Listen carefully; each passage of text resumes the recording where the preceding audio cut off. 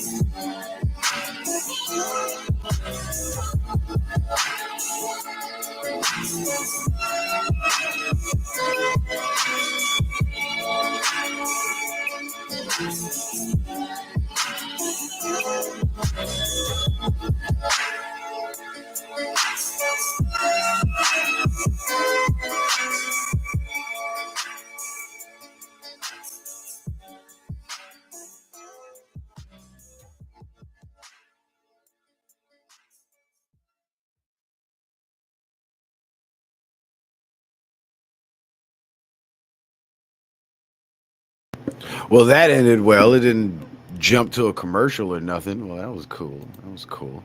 What's up, everybody? Appreciate you guys being here. Appreciate you guys hitting that like button, hitting that share button, hitting that subscribe button. What is going on?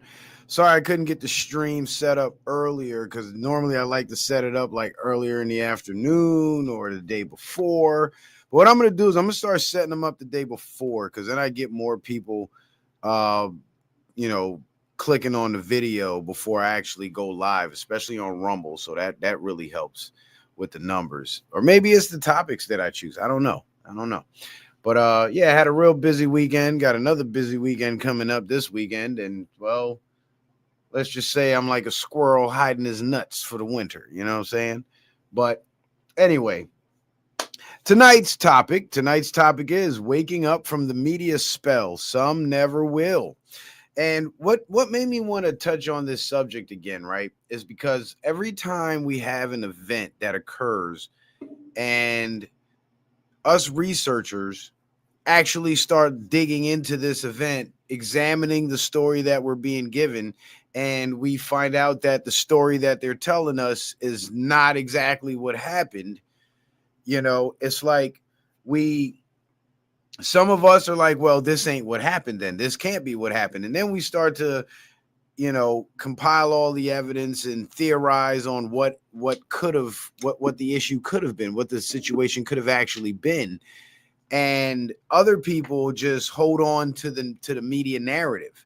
And what's wild to me is like there's so many events that now in the future, looking back at them, we can see that those of us that knew it was not what they told us it was were right. And there's still people, even in the face of all this evidence, that will still hold on to the original story, even though there's so much evidence to debunk it. And the last major event, of course, was the Charlie Kirk assassination. And there's actually a video on Instagram.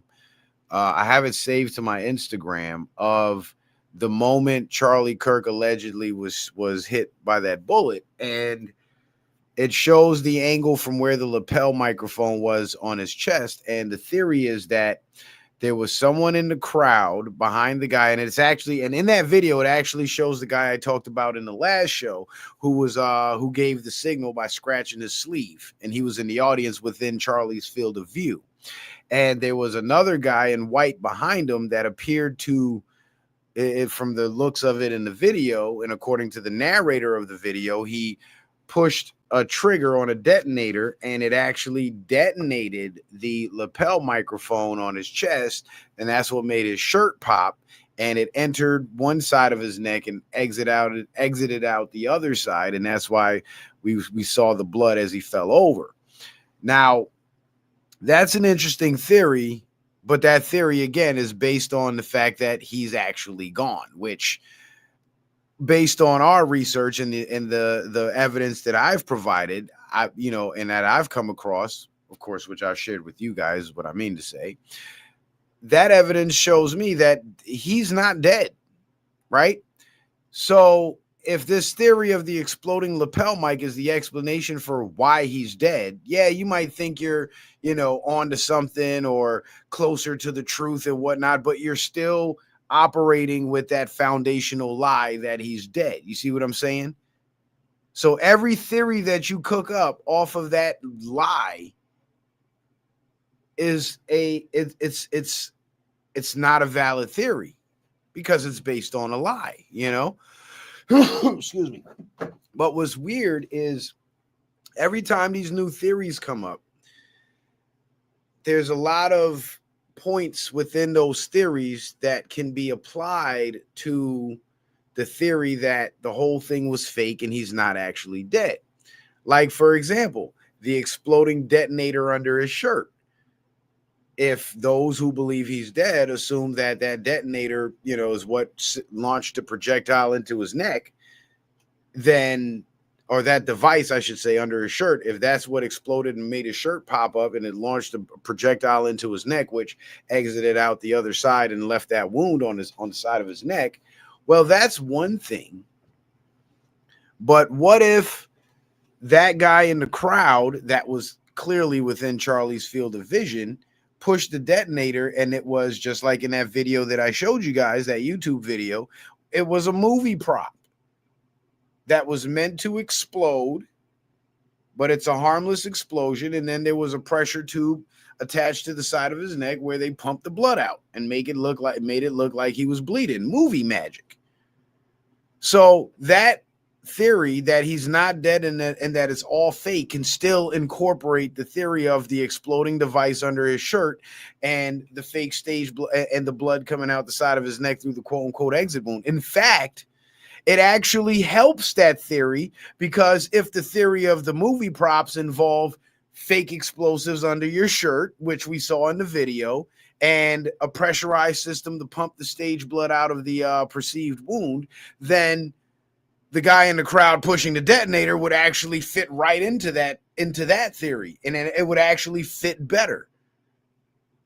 Because now if we go based on the theory that he's dead and that the detonator was actually a lethal device, then now we would have to entertain the theory that they have these devices rigged, that they can rig with explosives and plant on someone and just blow them up like that. Well, why haven't they blown up Trump's lapel mic?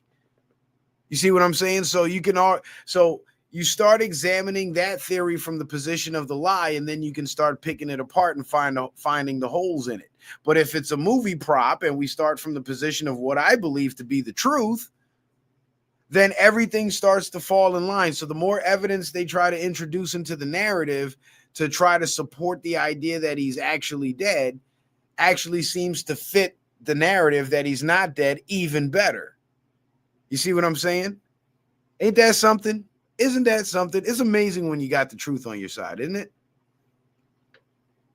Because no matter what lie they tell, no matter what they try to make up and sell to you, if you have the truth on your side, you'll always be able to pick it apart, no matter what.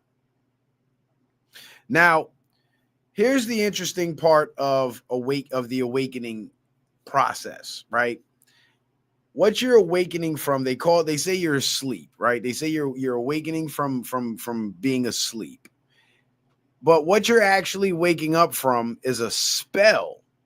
Because mind control is a spell. Everything that has to do with your spirit and the supernatural, it's all tied to your mind. Not your brain, but your mind. Your mind is the consciousness that occupies your brain, that functions, that, controls the functions of everything else. Your ability to see, your ability to talk, etc. Right? So it's the mind that they're manipulating. And in manipulating your mind, they also have to add the elements of spiritualism into that manipulation to really make it stick, right? What I mean by that is, not only do they have to tell you a lie, but they have to use the power of influence, which comes from the satanic rituals that they do in their sacrifices and all that, and in their ceremonies and shit. They have to use that energy to make it believable, to make people buy into it, to get people in fear. And they use all kinds of tactics on top of the spiritual rituals. They use the frequencies, the power of the frequencies, by playing the music. Like every time there's a hurricane that's about to skim the coast of Florida and do minimal damage, they report it on the news in the days leading up to the hurricane like it's the end of the world, and then they play the horror movie music and shit. I'm sure you guys have seen those reports. Or how about when COVID was happening? Playing the scary, ominous music, and every day telling you how many people died and shit. Like, if they did that with every disease, the numbers would be astronomical. But it was manipulation, and the spiritual aspect of it was putting the masks on everybody's faces so they can hide their faces, isolate themselves, and start to corrupt not only their bodies by breathing, rebreathing their exhalation, but corrupt them spiritually by conducting this mass satanic ritual. This is why they, in their symbolism and the idols that they put in front of you to worship, they always include satanic symbolism that causes you to, when you idolize these figures and you familiarize yourself with these symbols and see these symbols as, something friendly, or, an information source or something benign, what you're actually doing is you're accepting the satanic symbolism, excuse me, which in essence amounts to worshiping Satan, worshiping their God. And as long as they get you to worship their God, well, whatever God you worship, his will be done, right? So if you worship their God, if their God wants you all to line up and commit suicide by taking a biological weapon, well, you're going to do it. And a lot of people are not waking up from this spell because they've been under the spell for so long that they don't know how to exist outside of that. They don't know, without that identity, they don't know who they are. So they're afraid of, breaking away from the current beliefs that they hold and opening their minds to entertaining other ideas. They're simply incapable of doing it. They're spiritually dead. Because it takes a bit of rebellion to question what you've been taught to believe. Like, you have to have a bit of a rebel spirit in you to be able to question it, because just in questioning it alone is an act of defiance and an act of rebellion, because you're not just blindly following, you're seeking clarity. You want to know what you're following, because you're not blindly giving your trust. You see what I'm saying? And that's rebellion. But that spirit of rebellion by the people who want to control us has always been associated with a negative connotation, right? Being a rebel was a bad thing. Every story in history, they tell us about the rebels who rebelled against the system won, like William Wallace and all the other characters, right? Even with the American Revolution, they tell us the story as if the rebels won the war, but what it was they won that battle in 1776 and were able to establish their nation. But once their nation was established, a new war was waged, and they lost that war because the same established government that they created was infiltrated and turned right back over to the very same empire that those brave men fought and died to break away from in the beginning.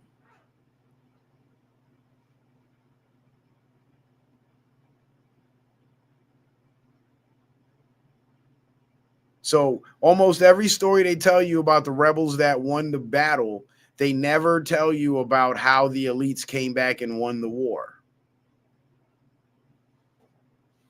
And what we're in the midst of right now is at least for America, well, also for some other parts of the world like Russia and China, but we're coming down to the conclusion of that war between the people of the world that want it to be free versus the royal elites that want to control them. Now, when it comes to the mind control, the propaganda, the manipulation, the big boss of the mind control game is the globe Earth. That's the one belief that even the smartest of us will have trouble letting go of. I had a brother, my brother, I can't remember his name, but he follows me and he's been rocking with me for some years, but he's one of those guys, not my brother Scott. It's a different guy. He hates the flat earth too. And he commented on one of my flat earth streams and he said, flat earth has been debunked. So I simply asked him, debunked by who? Because as far as I know, everybody that's claimed to debunk it has been a liar and a stooge of the establishment. They've been controlled. These were not free people debunking this. So who debunked it? You know what his response was? His response was anybody with more than 2 brain cells. And he thought that was clever. Because we're cool. We can cut each other up a little bit. We're buddies. I know him. He rocks with me. He supports me. Cool. He's donated before. He's got a wrench in my chat. We're cool. No problem. But what he failed to realize is because he won't let go of that globe belief, he values that lie more than he values the respect of our camaraderie. Because for him to say that the flat earth has been debunked by anybody with more than 2 brain cells, what he's actually implying is because I believe in flat earth, I have less than 2 brain cells. And I don't think he was even conscious or aware of the fact that he was directly disrespecting and insulting me personally by saying that. And again, that's because he's so wrapped up in the belief that he's not really consciously putting any thought into this new idea that somebody that he, follows and supports and gives good information 90% of the time, according, in his mind, because the flat earth is the 10% where I'm wrong, or whatever, whatever the ratio might be in his mind. I'm just using that as an example. For somebody that follows me and supports me to directly disrespect me like that without even being aware of how disrespectful they're being, right? That just goes to demonstrate how powerful that mind control is. You see what I'm saying?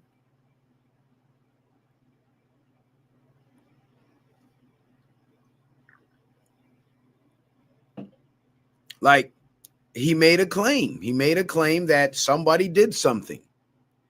I simply asked him, well, who did this extraordinary thing that no one's ever been able to do, as far as I know? Anybody with more than 2 brain cells, was his response. And he doesn't realize how disrespectful and childish that was. But that's how they act. And this is supposed to be a conservative. This is supposed to be one of the smart people. That's the sad thing. You know what I mean? But it's like, whether you, and I always say this in almost all of my flat earth streams, I say this. I say, whether you believe earth is a globe or you believe it's flat, at least be open-minded enough to listen to the other side's argument instead of just immediately writing it off as stupid. Because that impulsive reaction is evidence of programming. And the most effective programming there is programming that the programmed subject is not aware of. None are more hopelessly enslaved than those who falsely believe they are free. So you program and you brainwash the people and you pass it off to them as if it's free thought.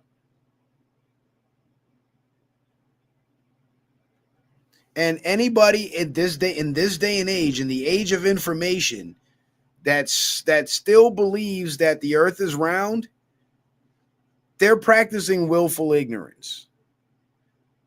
But if they believe the earth is round, but they're open-minded enough to at least acknowledge that flat earth arguments are valid,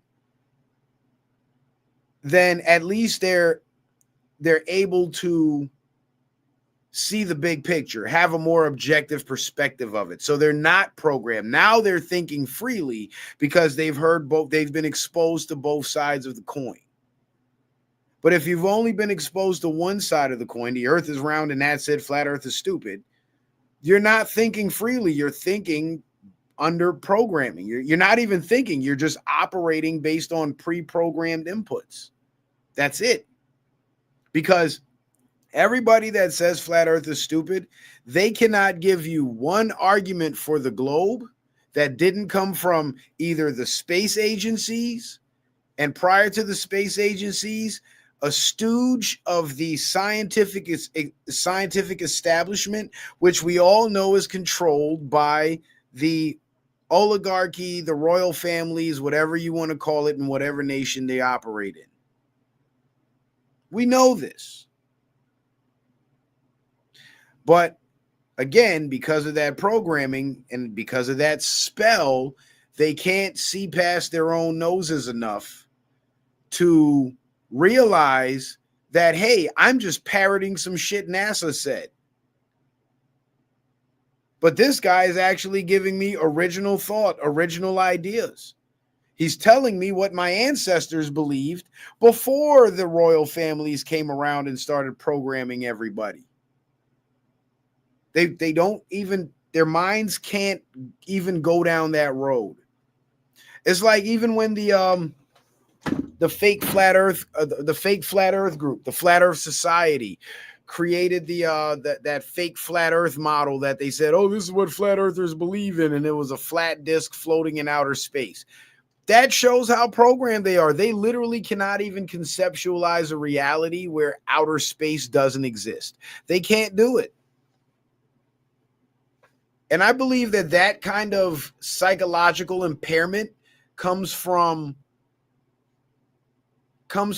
a what's the word I'm looking for? An inadequate childhood. And what I mean by that is they weren't able to dream and imagine enough. So their imagination muscles, their ability to conceptualize new thoughts and new ideas that, you know, aren't simply copies of something they saw or heard before, is diminished. Because as kids, they never played G.I. Joe and ran around with sticks in their hands pretending they were guns. You know, they never, you know, picked branches off of trees and, you know, pretended to be like medieval warriors, sword fencing and chucking spears at each other. You know, they never played race cars and shit, just sat in a stationary spot, but you're like, vroom, vroom, and you're literally imagining yourself blowing down a track at 200 miles an hour. Like, they never did that kind of shit. You know what kind of kids they were? Those were the kids that stayed inside, were on the computer all day with their headphones on, or when they were little, they were stuck in front of the TV watching cartoons all day. Then they would go to school, get their programming, come home, eat, take a shower, whatever, sit down in front of the TV. And the people like us who can actually imagine an existence without outer space and how that might even appear to look, we were the kids that went outside. We were the kids that weren't sitting in front of the TV or playing video games all fucking day. And then when we became teenagers, started jacking off till we got pimples on our dick. We never did that. We were not those guys. So our ability to dream and imagine is a lot more sharp, is a lot sharper than, you know, the screen kids, the green room kids. That's what I call them. The green room kids. Because, you know, with the green screen, if you're in a green room, you could project any image on the wall and be told that you're there and make it look like you're there, right? So they're green screen kids. Because everything they imagine was implanted in their minds through that screen. They never exercised their own imagination. You know, as a kid, I used to look up at the night sky and stare at the stars and like wonder what they were. Like, I literally used to say to myself, like, what if they aren't burning balls of gas like they told us? Like, what would they actually be then? You know, like I used to have those thoughts. So I was able to conceptualize a cosmos that didn't involve the vacuum of space, endless darkness and cold, and then no oxygen and these burning balls of gas out there floating around. Like, how is fire even burning in an environment with no oxygen? How is fire burning in a vacuum? Somebody tell me that. Exactly. Even with these simple basic facts of the laws of physics, you can debunk the entire space narrative, the entire heliocentric model. It all falls apart. But you have to have an imagination to be able to even go down that road. But the people that are still under that spell, they might be fully awakened politically. They might be fully awakened economically. They might be fully awakened geopolitically. They might be fully awakened socially. They might be fully awakened to everything else. But they're still programmed if they can't imagine an existence other than that ball floating in space. They're still programmed. And the problem with that, right? Because some people say, well, what's the point in teaching people about flat Earth? If they want to believe it's round, let them believe it's round. Well, here's the problem with that. Remember what I explained to you guys earlier about how false theories are created on false premises? Remember that? Well, here's a prime example. And I'm not doing this to make it a flat Earth stream or nothing. I'm just explaining how the programming works, right? If you believe in the globe lie and outer space Now you believe in asteroids and meteors and meteorites. Now you believe in space aliens. Now you believe in other habitable planets. And you see what I'm saying? So now, because you believe that one lie, they can sell you every other lie. Now there's people out there that step outside in the world, look up in the sky at God's creation, the creation of the all perfect, all knowing, most high, and fear something falling on their heads. Because if they make an announcement that there's an asteroid coming to Earth, that's exactly what would happen.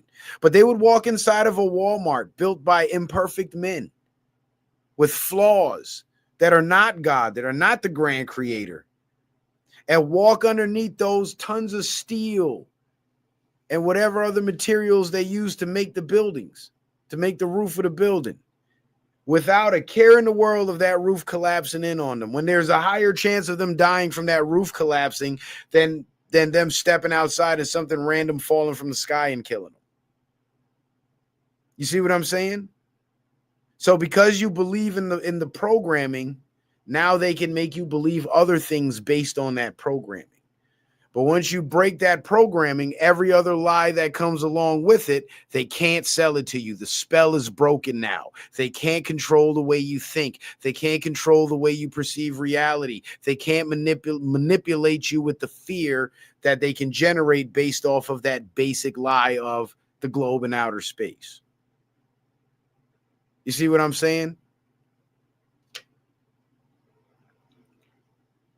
We've been hearing about fucking space aliens our whole lives. Has any of you ever seen an alien? I haven't. Exactly. Because it's fucking make-believe. We've been hearing about asteroids and meteors hitting Earth all our lives. Have you ever seen one? Yeah, we've seen shit fall from the sky, but we only believe that it is what they told us it was because why? They told us it was. You see what I'm saying?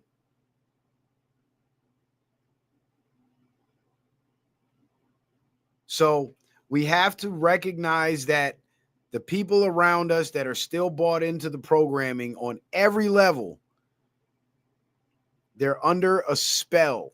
They're following a false religion. Like, think about it. I talked about this on the last stream, right? Satanists, servants of Satan, created the globe in the heliocentric model. That's why it's all based on the sun being in the center. It's sun worship. So when you pray to God and you worship God while believing in the sun worship, heliocentric, Luciferian model, the God you're praying to, the God of creation that you acknowledge as the grand creator, if the creation that you have you imagine in your mind is the creation of the Satanists, then guess what? The grand creator you're paying homage to is Satan, because you're worshiping him while believing you're in his creation. It's that simple.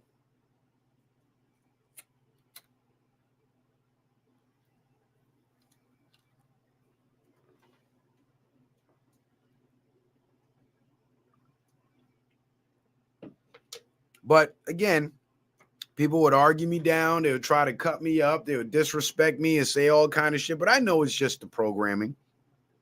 And I used to get mad at people for that shit and block them and shit. But now it's like, I understand where you're coming from. Because it's hard to hear that you've been lied to your whole life and you believe a lie. So you'd rather argue with the person that's making you aware that it's a lie than actually go argue with the people that lied to you. I understand it. It's a natural human reaction to trust the people you've always trusted and distrust anybody bringing any new information that could upset that balance. It's like the husband with the cheating wife. You know, if somebody comes to him, like let's say one of her homegirls comes to him and says, "Hey, your wife is cheating on you." He'll get mad at her. He'll get mad at her first and go back and tell his wife, "Hey, she's trying to break us up. I think she's trying to get with me." And now she becomes the one that tried to warn him and tell him the truth, now becomes the bad guy. It happens all the time. And this is why in a lot of situations where you have couples that cheat, the people around them don't say anything because of fear of that reaction.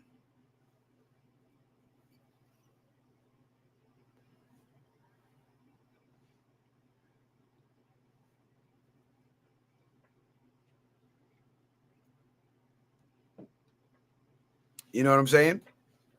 So it all goes back to the programming and the spell that we're under.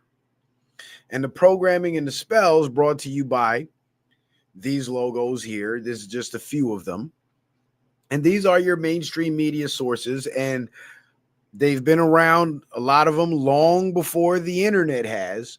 So for most of our lives, or at least for most of our childhoods, these have been the quote unquote main trusted sources of information. Because there was no counter to this information. There was no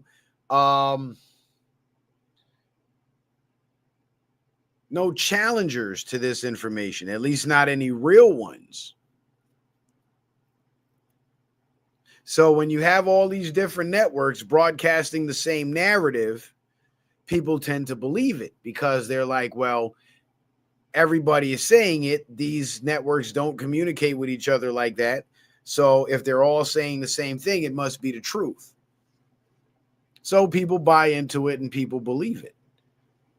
But the part where they in their analysis, that where the flaw in their analysis is the assumption that these networks are not connected and not related, because they most certainly are. And there's plenty of videos out there of all their local news affiliates reading the exact same script word for word. Proof positive that they're all being handed the same narrative, the same script. Proof positive, undeniable, because there's no way that would ever happen by coincidence as many times as it's happened. In fact, there's no way it would happen by coincidence once. It's too improbable for it to ever be a coincidence. But yet again, because these have been the trusted news sources for so long, people have bought into them. People believe them.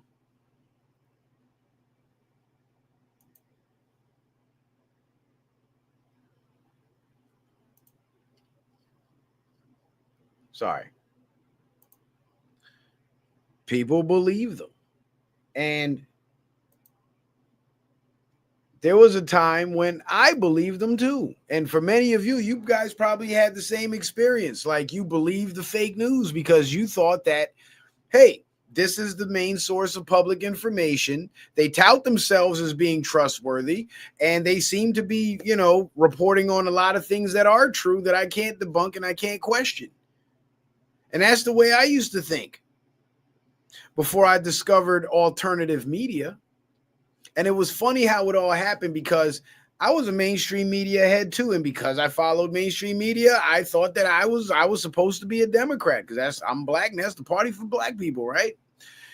And Barack Obama came on the scene in 2008. I was like, yeah, Obama, yeah, first black president. He's going to help the black people. And I want to see black people win. Who wants to be associated with a group of people that are constantly losing, that are constantly at a loss? That's not a good place to be. That's like being on the worst team in the NBA. Like, you're going to want to get out of there. It's like when LeBron James was with the Cavaliers. Like, fuck these guys. They can't win no damn champion. I ain't getting no rings with these motherfuckers. You know what I'm saying? I'm going to a team that wins. I want my team to be winners. You feel me?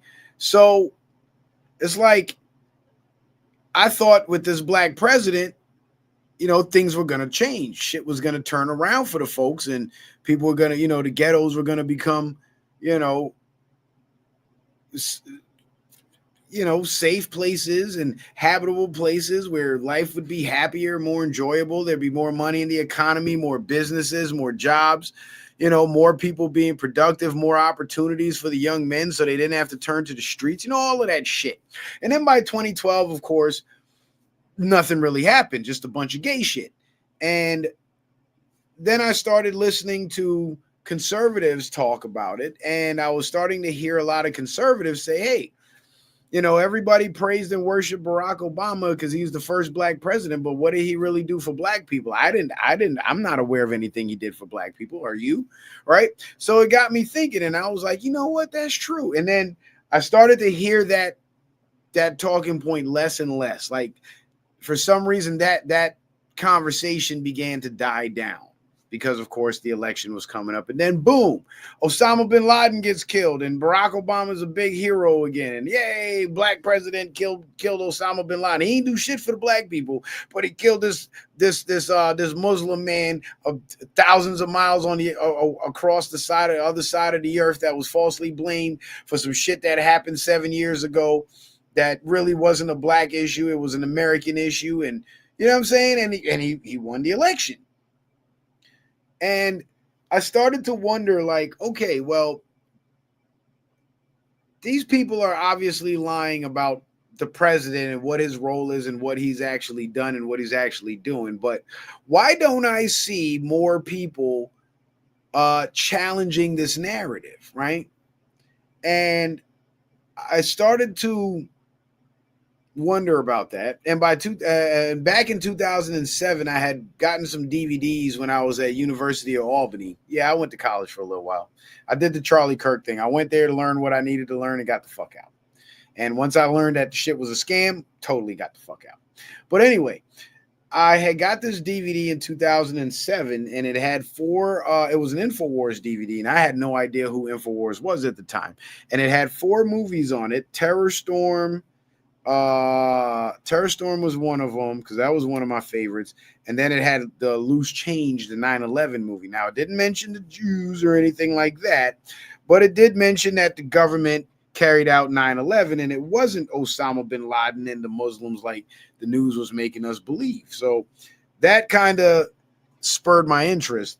And at the end of the movie, Alex Jones introduced himself, and so I decided to get on YouTube because by then I had discovered, you know, you can find all the music you want on YouTube and shit. So I would watch, you know, like TV shows and listen to music and shit through YouTube.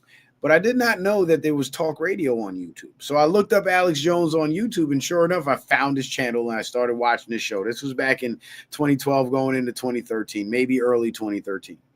And then I started, over the months that I was listening to him, like a lot of the stuff he was saying was in opposition to what the mainstream media was saying. And I was like, aha, there are the dissenting voices. This is where the people who disagree with these assholes on TV, this is where they get to talk because they're not allowed on TV. And then it clicked in my brain that alternative media is where you'll actually find real information. And up until that point, I had no idea alternative media even existed. At least not the talk radio genre, like that competes with the TV news. So I was very interested in hearing what these people had to say. And the mainstream media, I started to notice, we're starting to lose steam. And by 2016, when Trump came around, Trump went on Alex Jones's podcast and a couple other podcasts, and that's what got the new voter turnout. The internet. And that's when mainstream media started to realize that the alternative media was starting to take over, because once more and more people started discovering the alternative media, just like I did, a lot of questions that they had that weren't being answered by the so-called news sources they were now finding answers to those questions. We were now finding the knowledge that we were looking for, and it made us want to look for more knowledge, right? Because knowledge is an infinite fountain. You drink from the fountain of knowledge, you'll forever be thirsty for it. And so I started looking up more and more stuff in the alternative media and listening to the dissenting voices, the people exposing the dirt on the politicians. And I really got to see how nasty the political game really is. And then a few years before Trump ran, I think it was like 2014, 2015, when Alex Jones was really blowing up on YouTube, the fake news would run a lot of hit pieces on him, trying to like call him a crazy conspiracy theorist. And that's another thing that kept me believing mainstream media too, was the name calling of the people who would question them, because they were painting it as if these people were bad for asking questions. How dare you question this virtuous thing that I'm presenting to the American people, that kind of vibe. And so that's what made me skeptical and realize that, there are people out there that are challenging this crap, but where are they? So when I found alternative media, I found the people that would challenge it, because when I believe mainstream media, I believe that those platforms were free and fair, and the people who disagreed with what the narrative was were being given a fair platform or a fair opportunity to get on these cable news broadcasts and actually give their point of views, because of course that's the way the networks presented, right? Fair and balanced, but they're fucking hardcore dick in the ass leftists, right? But anyway, so once I realized they weren't being fair and balanced, and there was all these thousands of voices in the alternative media, especially on YouTube, that were challenging their narratives, I then started indulging more in alternative media and learning more about the political game, learning how nasty it is. So when Trump came around, because Alex Jones was one of my main trusted sources, Alex Jones said, you know what, I'm skeptical about this guy Trump, but I'm going to put my faith in him that he's going to do the right thing, because he's saying all the right things, and it's about time we had an American president that represented the American people. And from that day, I became a Trump supporter, and I started watching everything he did closely, because I was waiting for that sign that he was a part of the establishment and not there to serve the people. I was watching, and I was waiting, and I was watching every move. I was listening to every speech, looking for those code words, looking for those signals, because I wanted to hear what he was saying he was going to do, so I can watch what he did and compare the two. And what I saw throughout the years from Trump is that the man is rock solid. Even when he does shit that people think is bad, like with Operation Warp Speed, a lot of people were mad at him about that.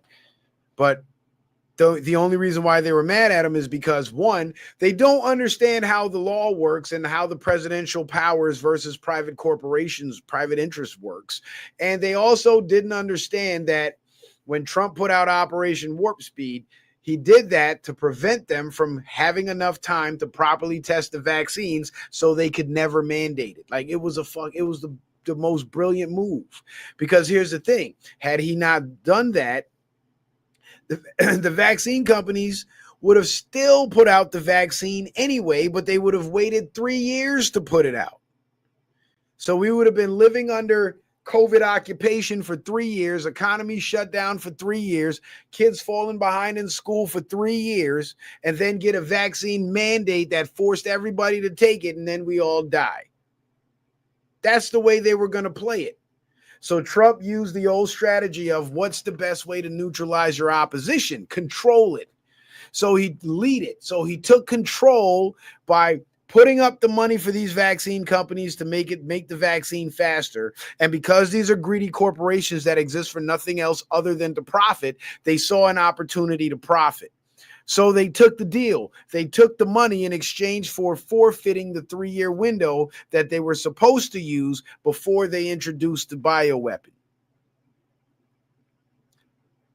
without even a thought that it would eliminate their ability to mandate it. That was the most important thing, to eliminate the mandate. But people did not understand this. They thought Trump, there's some idiots online that are supposed to be smart people, supposed to be awake, and they call Trump, he's the father of the vaccine. Mind you, these biolabs, the ones in the Ukraine, Israel, China, Europe, everywhere else, they were cooking up this smack long before Trump came into office and long before COVID hit in 2020. In fact, the first test run of the bioweapon was done in China in 2019. So if we go back through I think this in the stream where I talked about Operation Warp Speed, it's over on Rumble. It's called The Truth About Operation Warp Speed. You guys need to go check that out. In 2019, the Chinese government mandated a new travel vaccine for Chinese citizens that required them to take it before they could travel in between provinces. Now, if we go to that stream where I talked about the amount of time it takes to properly test the vaccine, I believe the window was 5 to 10 years or 3 to 10 years, something like that. But let's say it's 5 to 10 years for the sake of argument. If they were mandating the vaccine in China in 2019, that means they were fucking creating it and testing it since 2014, if you go back 5 years. Trump was not in office in 2014. So how is he the father of the vaccine? Tell me that. Explain that to me. Stupid fucks. But anyway, and guys, don't forget to support the show, man. We cooking tonight. I was gonna do the promos, but I'll do them at the end of the show. We cooking tonight. We just gonna cook. I feel like cooking. But anyway, in 2019, they introduced the vaccine mandate for their citizens. And by the fall, this was in January, between January and like March of 2019. And I did a stream. If you go years back on my Rumble page, you might find it. If not, I could probably pull those articles for you guys tonight. But in 2019, they introduced it. By September, October of 2019, the Chinese government was boasting of a 90+% vaccination rate amongst their citizens. Then what happened? Isn't that when the videos of people falling out started coming out in China? Those people's hearts were stopping. Because when you go and you fast forward and you look at the people falling out from the COVID vaccine, what do you see? The same thing. 1 minute they're fine, the next minute they fall out and they're done. They're cooked. So it was the same weapon that was deployed in China, and then they used the videos of the people succumbing to it, and they broadcasted in our fake news media over here, casting the fear spell, and told us that it was this deadly virus, so we got to lock everything down and shut everything down, when in fact these people in China were dying from some shit that their government forced into their bodies. And then they used that lie, because remember, the base lie, they got to start out with the base lie. The base lie was, it's a bug that's killing everybody over there in China, and the bug is here in America, and it's going to kill us all too if we don't follow the guidelines, right? So the bug comes to America. People believe in the bug now because they believe the lie. So guess what? They shut their businesses down. They shut the schools down. They shut the economy down. They start gagging themselves and their kids,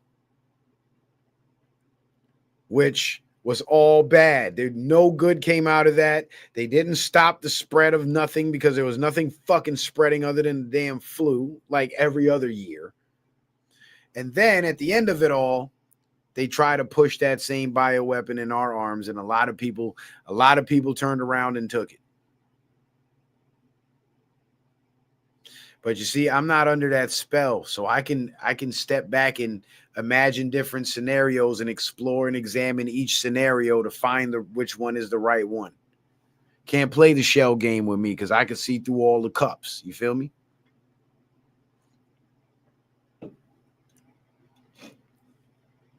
So they always start off with a base lie, and based on that base lie, they formulate every other lie. And every other lie they formulate basically drives you deeper and deeper under their control.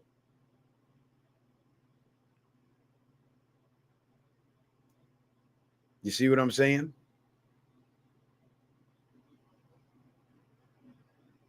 So what we do, those of us who have been able to break the spell and wake up from the mainstream media spell, versus those of us who have not been able to break the spell, what we've done is we've examined every narrative down to the base lie, down to the foundational premise of that theory that they're selling to us.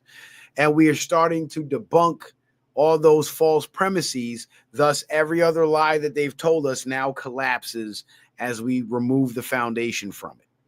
So all the masses of people who believe in all these collapsing lies now just like that husband that's being told that his wife is cheating on him is going to get mad at the person telling him this.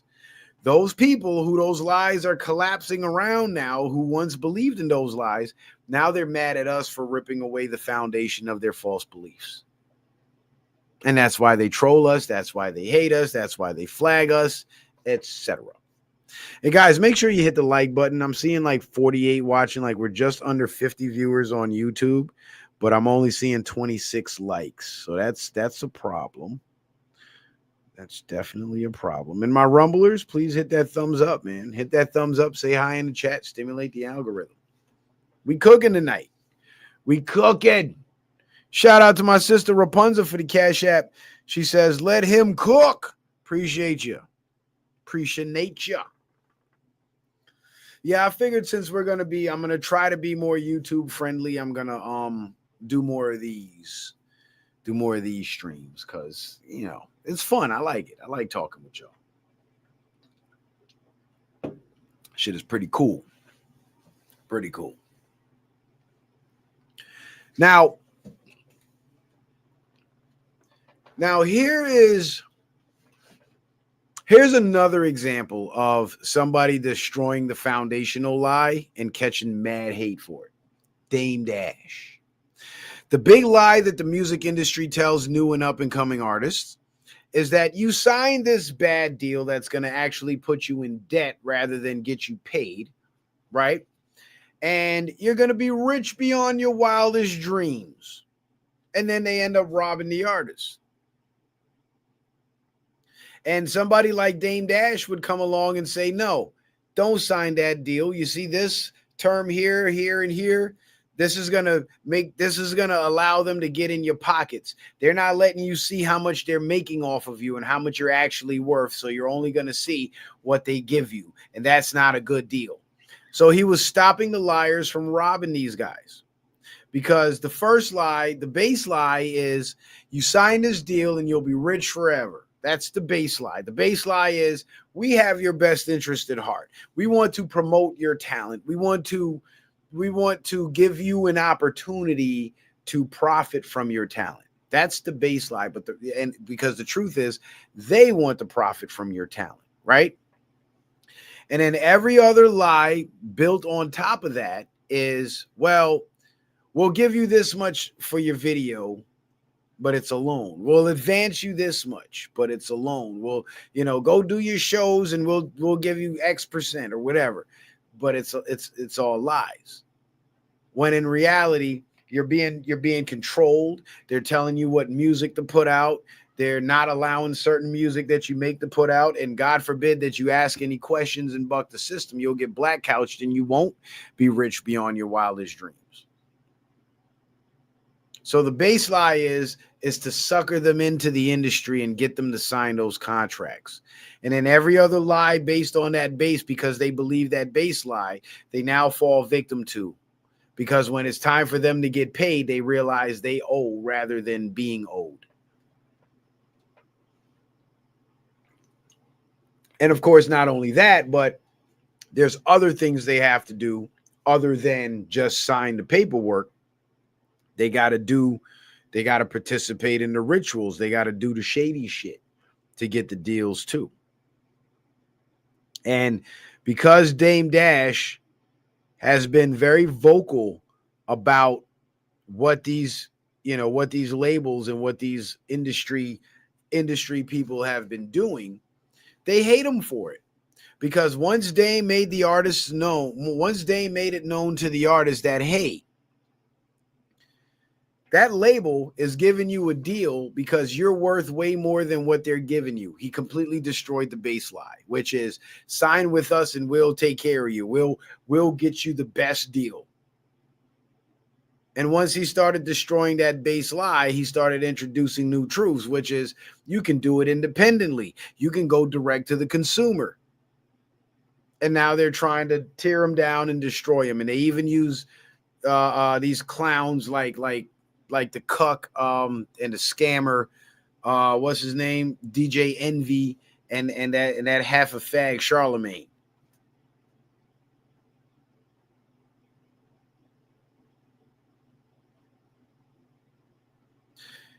And Charlemagne is one of those guys that's promoting another one of these spells, which is that homosexuality is okay and it's cool. It's not cool.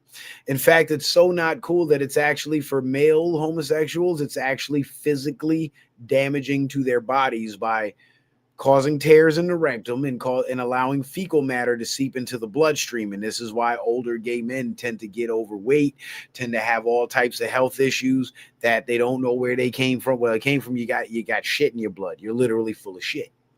And for the females, it's a little less dangerous, but once they get to playing with those rubber toys and so on, those objects leach chemicals into their bodies. So, you use it once, cool. It's like probably getting a whiff of some diesel exhaust or something, right? But if you huff that diesel exhaust every day, several times a day, you're going to get cancer or mesothelioma, some whatever shit you get from huffing that shit. Just like if they play with those toys inside of their bodies every day or consistently over periods of time, their bodies accumulate enough of these toxic chemicals that they too start to get sick, not knowing what's causing it. But Charlemagne, he plays gay a lot. He makes a lot of gay jokes and comments, and and Dame Dash called him out on it, right? Dame Dash called him out on it, and I thought that was great because Dame Dash said it like it is. He says, you're not a good representation of masculine black men because you're not masculine. And you shouldn't be speaking for black men because you don't represent the average masculine black man. And I think that was a valid statement. You know what Charlemagne's favorite song is? It's Michael Jackson, Man in the Mirror. In fact, he loves the song so much that he made a version of his own. You guys want to hear it? Here's how it goes. I'm talking to the man in the mirror. I'm asking him to not be gay. I like dick, but pretend I like women. And I'm on the radio every day. Can't let them know that I'm gay. Woo, woo. Na na na na na na na na na. It's a great song. I love that song. It's my favorite song. Yep. The Man in the Mirror. It's actually called The Fag in the Mirror, but I can't say that too much on YouTube. But you get the point. You get the point. But some people are never going to wake up from the spell because they think it's okay. They think it's cool. People like Charlemagne think it's cool to, because remember there was a time when the down low thing was happening where women were starting to call out these men that pretend to be straight men and, they're actually quote unquote bisexual, which I don't believe there's anything as a bisexual man because once you engage in something with a man, you're gay, right? And Charlemagne is making it cool to like toe the line now. And there's a lot of people like him. When you go through mainstream media, look at CNN, with Don Lemon and all these other, every black man you see on the mainstream media, on the left-wing media, is a weak, cuckolded version of what a black man should be. It's an effeminate version of what a black man should be. And another big spell, speaking of black men, another big spell that black men are under is that the Democratic Party and the leftist media actually has their best interest at heart. Because they hear a lot of talk about, black Americans and black people, and we have to do this, and DEI is to help the black people and this and that, but it only helps the black women. It doesn't help the black men. But yet there's black men out there that'll defend it and call you racist for saying what it really is. Like, it doesn't even help you, but you sit here arguing about it in favor of it. The left-wing media hates masculine men, hate masculine black men especially. That's why they always promote the effeminate black male. because that's the image of the black man that they want to show the world. It's either the effeminate black male or the gangbanger thug black male, who they're now trying to make effeminate, because if you look at all these rappers shooting shit up and shit and rapping all the gangster shit, they talk all this gangster shit, but then they got spandex on with their ass hanging out, big ass shoes, but they're scrawny like they're built like 12-year-old girls. It's the weirdest thing. So they're promoting this weak, effeminate persona to black men. And a lot of black boys are falling under that spell. You see, back in our day growing up, what they promoted to us was the street culture, the gangsterism, the gang life and all that shit. And I engaged in all of that shit, you know, from high school all the way to like my very early 20s. I had my daughter when I was 23. That's when I became a family man, at 23. But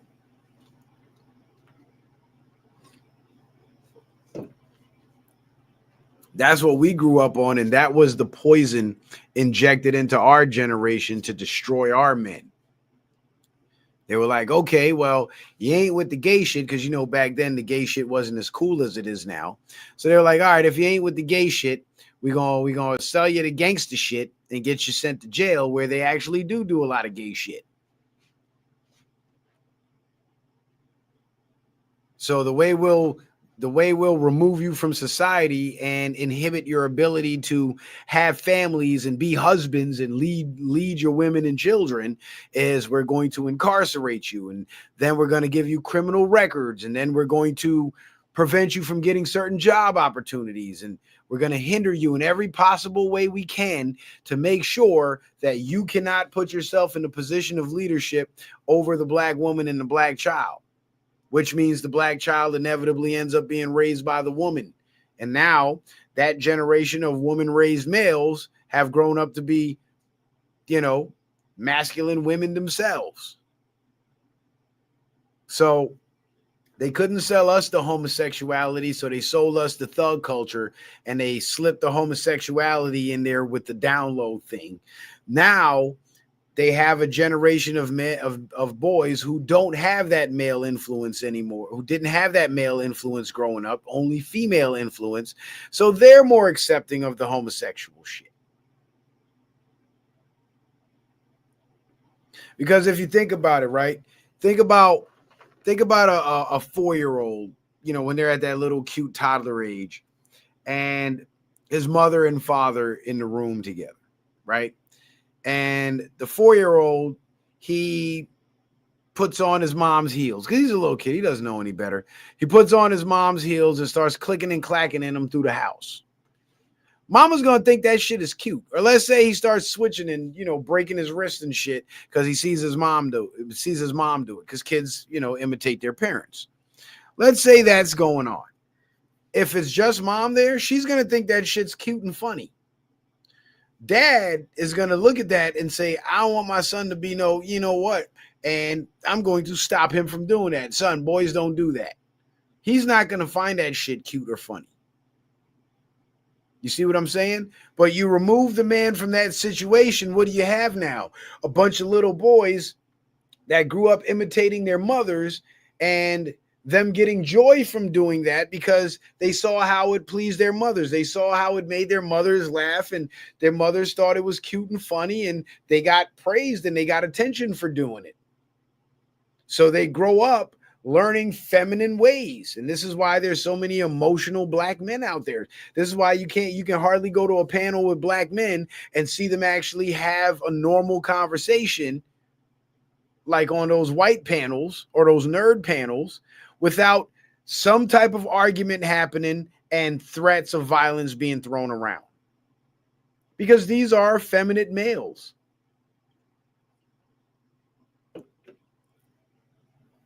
And they're under a spell and they don't even know it. Because when people speak up about this and say, hey, these women, especially in the black community that are raising these boys, they are the ones that are raising these boys that grow up to be problematic males. And it's very simple. It's because In life, consequences for women are generally different than the consequences for men. So a woman can act a fool with the police and still have her charges dropped and not be harmed. A woman can slap a man in the face and very likely not be harmed. And if that man does try to harm her, there's always going to be some other man to jump, some other simp to jump to her defense. So the little boy grows up seeing mom do all this crazy shit and get away with it. So in his mind, he thinks, hey, if mama can do it, I can do it. So that little boy tries to act a fool with the police. Then he gets beaten and tased. And then he fucking finds out that men have different experiences in life than women. So all that bullshit you saw your mama doing, you're not getting away with half of that shit. You're not getting away with a fraction of that shit. Be a grown man and go slap another man in the face because he did something that you didn't like or said something you didn't like. See if that man doesn't knock your fucking teeth in. And he's more likely to do it to you than to your mama because he don't hit women. We're taught not to hit women. But he'll knock the shit out of your ass. So consequences are different. But a lot of these young men don't understand that. And this is why we've had so many instances of these. This is why Black Lives Matter was able to do all the shit they did in 2020. Because they just capitalized on all the incidences of black men acting like hoes with the police and getting killed. And what really bugged me out about that whole thing, I have to say this, and I hate to go off subject, go off in the weeds, but hey, we're live, we're cooking. The thing with the police brutality in the public, there's a lot of people that have had encounters with the police and did not get killed or beaten or brutalized. And then there's people who have had those incidents happen. And when those incidents happen, you can, a lot of times, not every time, but a lot of times you can clearly see that those cops were looking for trouble and they wanted a reason to fuck somebody up. And usually the people who end up getting fucked up are the ones that give them a reason to. Now, there are cases where the cops get violent for no reason and all the person was doing was asking questions. I'm not talking about those instances. I'm talking about the instances where the cops give an order under threat of either force, violence, or arrest, and the person continues to push their luck and not comply. Because here's the thing. If by you complying, your rights are being violated, that's a fight you have to have in court in front of a judge. But once you try to have that fight in the street with the police, their job is not judicial. Their job is enforcement. So they will enforce on your ass because that's what they're tasked with doing, right? So it's like, so let's assume that all cops are bad and they're all just looking to harm black men, right? Let's assume that's true. That's the Black Lives Matter narrative. Let's play devil's advocate and assume that's true. And guys, we got one supporter for the night. We need 10, so please don't forget to support the show. Let's assume all cops are bad and all cops are racist and all cops want to kill black men. Let's say that's true, right? They're predators. They're on the prowl. They ride around in their little cars with the lights on top, looking for the next nigga they could sodomize with their nightstick because they're a bunch of white supremacists and all that bullshit. So let's say that's true. As a black man, if you truly believe this, or if that is true in your area where you live, because there's some areas that the cops do act like that. Let's assume that's true. If the cops stop you and you know that it's part of their agenda to find a reason to fuck you up, why give them a reason? Why give them a reason? You're now under threat, so you have to comply. That's like if a guy with a gun sticks you up and says, "Give me your wallet." If you say "fuck you," you probably get shot, right? So you'll comply because you don't want to get shot. So apply that same logic to the racist police that are looking to kill black men then. When the cops pull you over fucking comply. If you feel like your rights are being violated and you know your rights are being violated, your compliance is not to allow them to violate your rights. Your compliance is to maintain and preserve your health and safety. The whole issue about preserving your rights would then have to be taken to the court. And if you're right on that, which most people that end up getting fucked up by the cops, they're usually right. A lot of times they're right. They don't have to give the cop ID. But guess what? That cop in his mind thinks, yes, you do. So now I'm going to slam your head in the fucking concrete, arrest you and take you to jail and ruin your life. And that cop doesn't get fired. In fact, they normally get a paid vacation.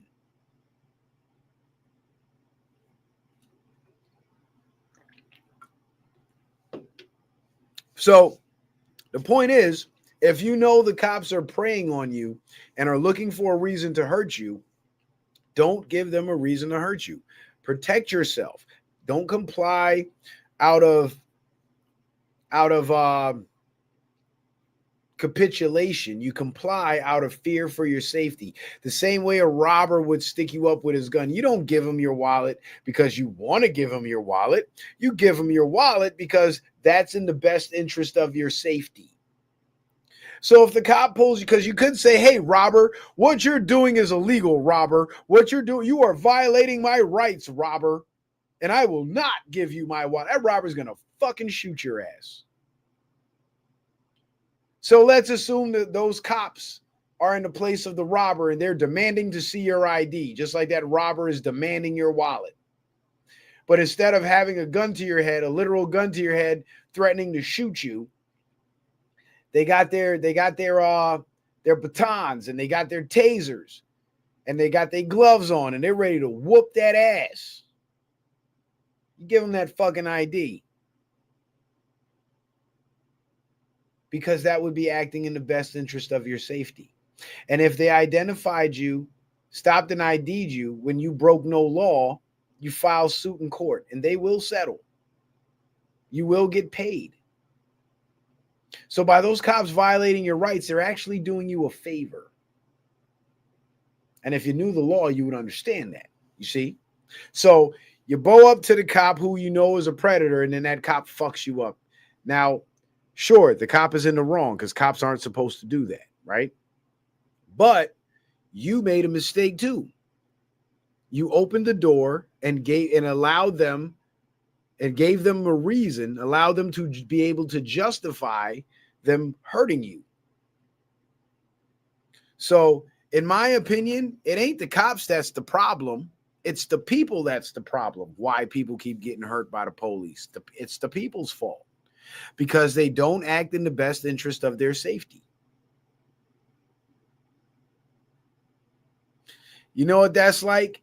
That's like walking through the jungle, and well, not the jungle, but walking through the plains of Africa, where it's like infested with lions and hyenas that, want to tear you apart and eat you. Right? Just like you're a black man in America and the racist cops want to pull you over and beat your ass. Those are the lions and the hyenas that want to eat your flesh, right?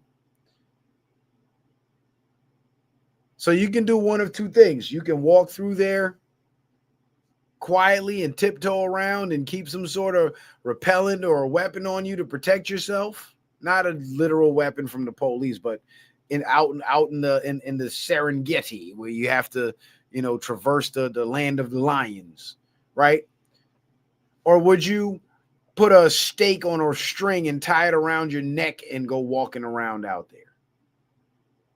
So when people get pulled over by the cops, they're non-compliant and they get their asses whooped. That would be the equivalent. Them being non-compliant, their non-compliance would be the equivalent of hanging that stake around their neck as they walk through the African Serengeti and get attacked by a lion. What do you think the fucking lion's going to do? It's his job. That's what he wants to do. That's what he's looking to do. And if you put that stake around his neck, all you're going to do is attract him and give him a reason to tear you to shreds. You see what I'm saying? So I say the people are the problem, just like that asshole with the stake around his neck getting attacked by the lion was the problem. You invited it on yourself. You did not act in your best self in your in the best interest of yourself. You acted recklessly, you acted foolishly, and you got yourself hurt by the predator as a result. So you can't say on one hand with the meat necklace that it was the person's fault for wearing the meat necklace while the lions attacked them. And then on the other hand, say it's the cop's fault for beating up the non-compliant Negro. You can't say that. Because in both scenarios, the same logic applies. Neither victim acted in their own best interest and ended up getting hurt as a result. You see what I'm saying? But a lot of people seem to miss that logic, because when it comes to a lot of black issues, they don't apply logic. It's all based in emotion.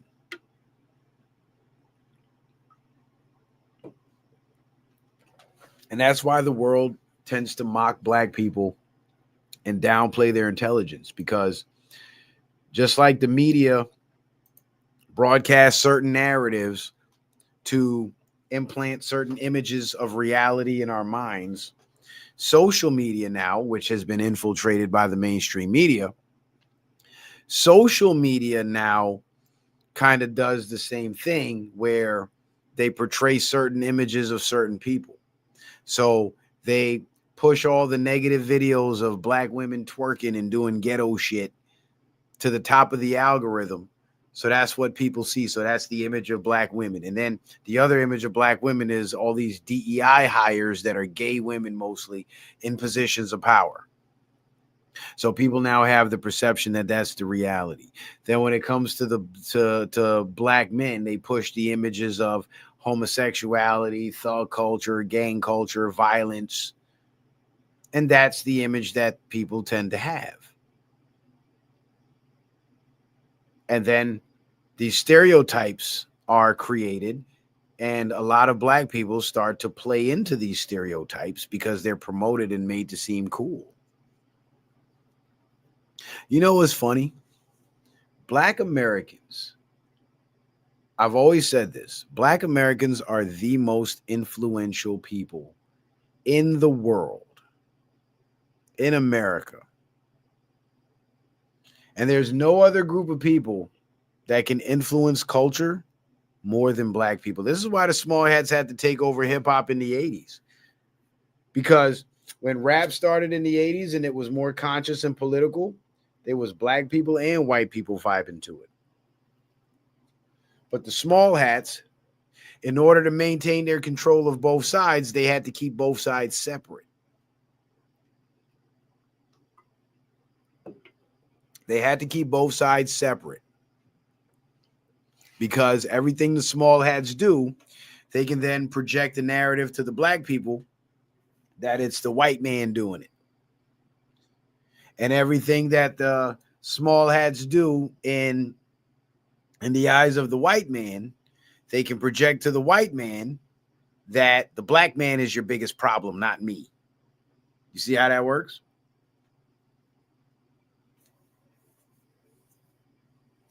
But black people are so culturally influential that we have literally made being dumb cool. You realize that? Do you realize that there's millions and millions of white kids around the country that come from good homes, working middle class families, that see black culture is so cool, hip hop culture is so cool, that they engage in criminal activity, they engage in drug use, they sag their pants and dress like thugs, they talk stupid with broken English like Negroes do. You know what I'm saying? Because they want to be a part of the culture, because it's that influential. And because the people in control understand this, they use that power of influence for negative, to serve their own purpose, to keep black people in a mode of self-destruction, and allow that culture to influence the rest of America. And now you got single mother rates, damn near reaching the same rates as black women amongst the white population. Now you have gang violence in other communities that rivals that of black communities. And this is one point, right, that makes me believe that reinforces my belief and understanding that Black Americans are indigenous to this land. Everything Black people get involved in, they take it over. Everything that Black people take an interest in, they become damn near experts at it. And this is why through the school system, most prominent and influential Black people have been funneled through sports and entertainment. Keep us on a low frequency level so our intelligence and our ability to control shit never reaches higher than, than the level that they're currently at. So they never pose a threat to the people at the top because they have the consent and the support of the masses. They make sure that doesn't happen. And the reason why Black Americans are so influential is because they are, I believe, in fact, the native people of this land. They are the native people of this land, and they are able to get other outside groups to assimilate to them to a degree. Because when you look at the sports and the entertainment world, Black people dominate those fields in most cases. Now, imagine if more Black Americans decided, hey, I'm going to go to school for medicine. I want to be a doctor. I'm going to go to school and study law. I want to be a judge. I want to be a lawyer. And just like you can look at in mass and see all these entertainers and athletes being promoted, the media was promoting the Black lawyers and the Black judges and the Black doctors as much as they promote the Black athletes and the Black actors and the Black musicians. Those people will inspire a whole nother generation of kids to pursue those careers rather than sports and entertainment. And through those careers, they will then begin to infiltrate into the justice system, infiltrate into the medical system, infiltrate into the scientific world, infiltrate into everything, politics, all of that. And just like they infiltrated the NBA and the MLB and the NFL and other sports and became dominant, prominent figures in those sports, they could do the same thing in politics. They could do the same thing in science. They could do the same thing in medicine. They could do the same thing in any other field. And that's because they have the synergy with the land. They have a relationship with this land. It's just like back in the day when settlers and explorers would go to new places and they would meet the natives of those countries, where the natives of those lands, putting on boots and breeches like the explorers, like the conquistadors and shit. No, the people that came to that native land started learning and adopting the culture of those natives. Those natives had an influence on those foreigners that came in, those outsiders that came in there, because that's their land. So they have the power, they hold the power of influence.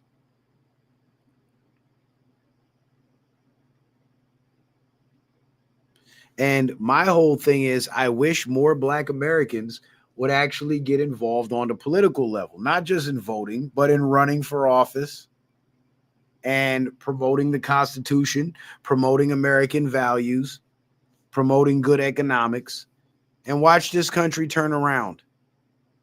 And I believe that was starting to happen because a lot of young Black people were starting to get into politics on the conservative side. Because contrary to popular belief, although the single mother ratehood is so high in the Black community, a lot of those women became single mothers after failed relationships because they started out wanting to have a family like every other human.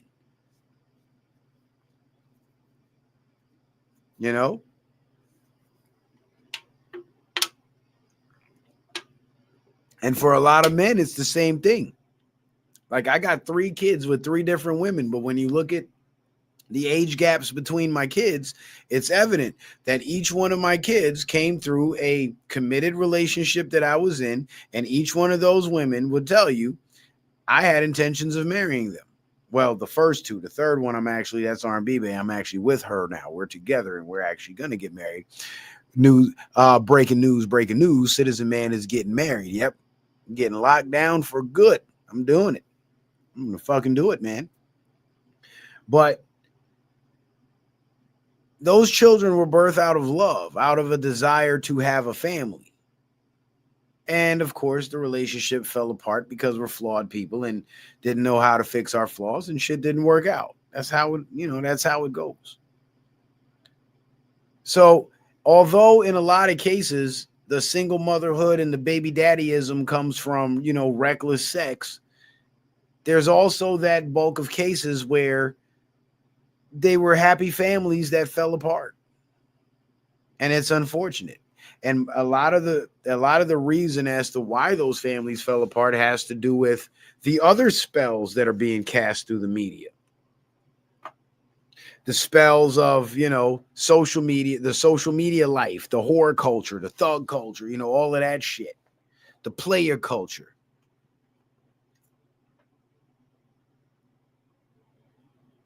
Yeah, man, y'all hit the Cash App for the wedding gifts, man. I need the wedding gifts.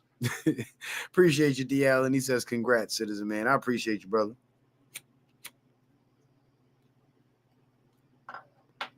But it all comes down to this. We've all been put under a spell. Solar Seed says, Red Pill says, don't do it, Citizen Man. You know what, Solar Seed? I'm glad you mentioned that. Here's the thing about the Red Pill movement that a lot of people get misconstrued. The women that they say not to marry are the modern women of a certain mentality, a certain mindset. Those are the women that they talk about when they talk about women. Because when you say women, it's not all encompassing because it's not all women, it's women in general. But when you speak in generalities, the implication is that there are exceptions. And my woman happens to be one of those exceptions. You see what I'm saying? And every red pill or every true red pill, not this incel infiltrated, half gay manosphere red pill bullshit that they got going on now where there's women speaking for the men and shit. No, not that bullshit. I'm talking about the Angry Mans, the Minister Japs, the Tommy Sotomayors, those guys.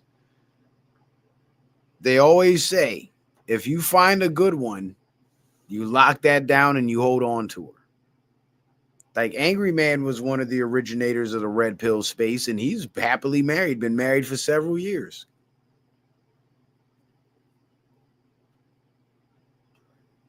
Because he found a woman that didn't fit the stereotypes.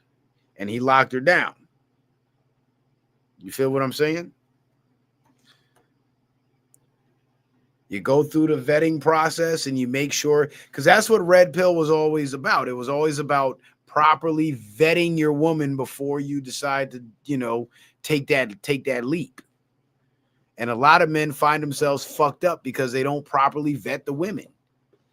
They get all happy and excited because they got themselves a bad bitch, and then they go ahead and marry the bad bitch and then get fucked over because they ignore all the red flags. Because remember, the whole Kevin Samuels was red pill. And what did Kevin Samuels always talk about? Marriage, right? He was telling those women, he was teaching those women what their problems were and what was preventing them from being considered for marriage by viable men. But at the end of it all, when it comes to the red pill and all the anti-woman shit that they call misogyny and all that, it's not misogyny. It's attempting to correct the bad behavior of women so more men would want to marry them. That's the end game of red pill. It's not be a player for life and fuck hoes till your dick stop working. No. It's about finding that right one and rebuilding the family. Or at least that's what it was supposed to be about. That's why guys like shows like Fresh and Fit and shit, I don't really pay too much attention to. Because if you look at their show, and a lot of people say they're plants, and I can believe it. I can believe it. Even though they're staunch conservatives, I can believe they're plants because I've seen conservative plants before. Look at Ben Shapiro. He's a conservative plant. You know, not to say him and Myron are the same or anything, but because they're diametrically opposed on a lot of shit. But if you look at the Fresh and Fit show, it's supposed to be a red pill show. And red pill is supposed to be about vetting women to find women that are viable for marriage. But when was the last time you seen on Fresh and Fit a woman on that show that was not a prostitute or a sex worker or one of the bottom of the barrel women that would never get married except by a weak ass simp that doesn't know how to vet a woman? Right. They don't really promote the true essence of family. You see, Myron, he doesn't promote family. He promotes playerism because he talks about how he's got a woman and that his woman lets him sleep around with other women. Like, who wants to marry? What decent woman will want to marry that? So while he's criticizing, and this is just, and I don't have a problem with Myron. I agree with a lot of the shit that he says. But when it comes to his personal life choices, his personal lifestyle, the way he chooses to live his life, it's actually quite hypocritical. Even though there's differences, like a man can sleep with a bunch of women and be fine. A woman sleeps with a bunch of men and she's devalued, right? I agree with that. But in terms of personal choices and personal decisions, you're a bit hypocritical when you criticize women for sleeping around and being promiscuous while simultaneously bragging about being in a relationship that allows you to sleep around and be promiscuous as a man. It's hypocritical. Because the true virtue comes with the ability, having the ability to do it, but choosing not to do it.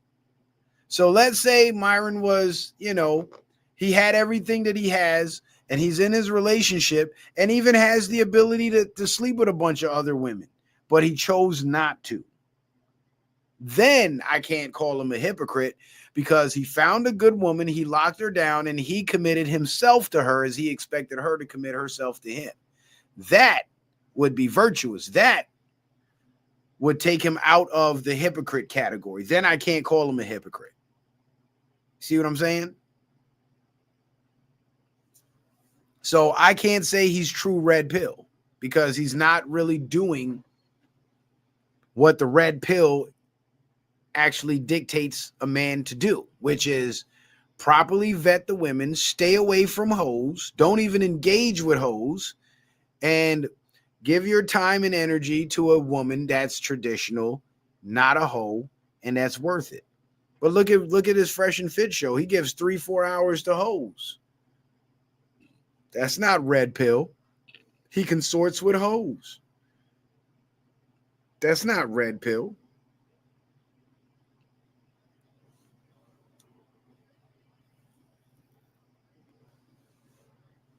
The original red pill taught that if you want women to stop being hoes, men must stop being whoremongers. If men stop dating these women that do stupid shit like glue on fake eyebrows and have OnlyFans pages, guess what women will stop doing? Gluing on fake eyebrows and having OnlyFans pages. But because there's so many weak men out there, so many simps out there that are willing to tolerate that type of crap from women, the women think it's okay.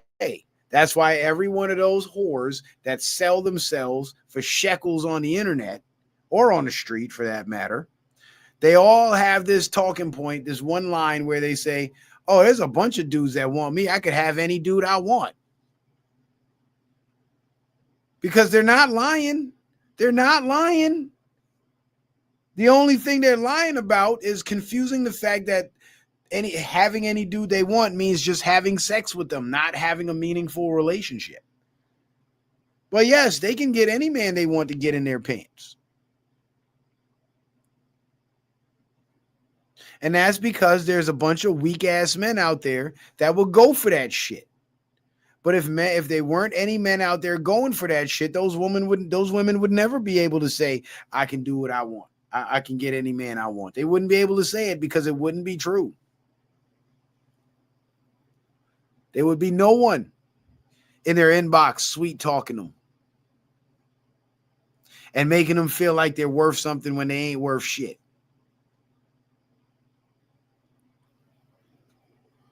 Just saying, man. I'm just saying. I'm sorry, Sower Seed. You got me on a whole different subject, bro. But that's the thing, though, with just like everything else that started out good and meaningful with an end game of something wholesome, it's been infiltrated and corrupted. Because there was a time when the fake news wasn't fake news and actually told the truth.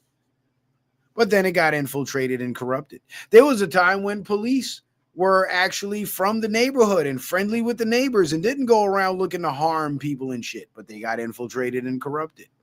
There was a time when the alternative media actually gave real information and not disinformation to muddy the waters. But what happened? It got infiltrated and corrupted. And how did they corrupt it? They infiltrated it with these base lies and then started building more lies on top of the base lie.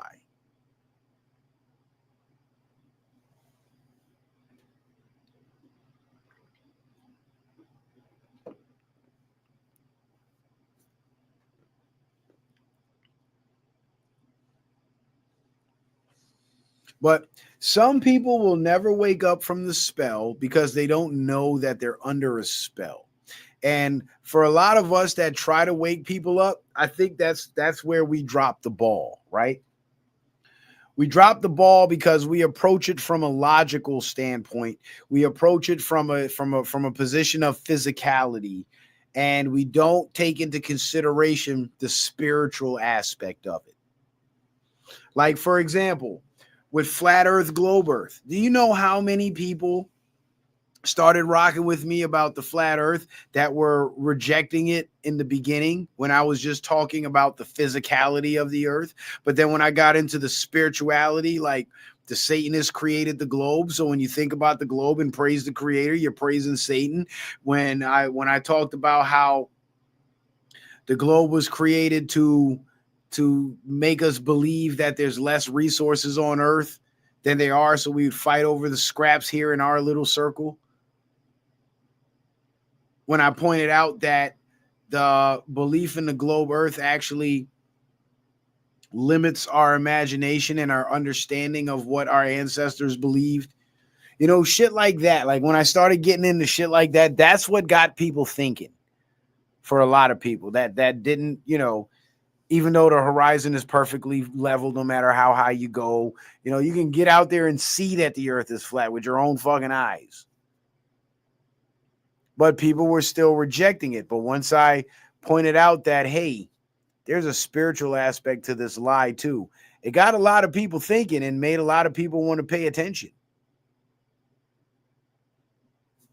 And to my brother that I mentioned earlier in the show that made that disrespectful comment to me about having less than 2 brain cells, I hope that he explores more of my flat earth content and understands the spiritual wickedness that he's engaging in. Because look at the wickedness that came out of him because of the wicked shit he believes in. The globe is some wicked shit. That's why you get wicked responses from people when you challenge it.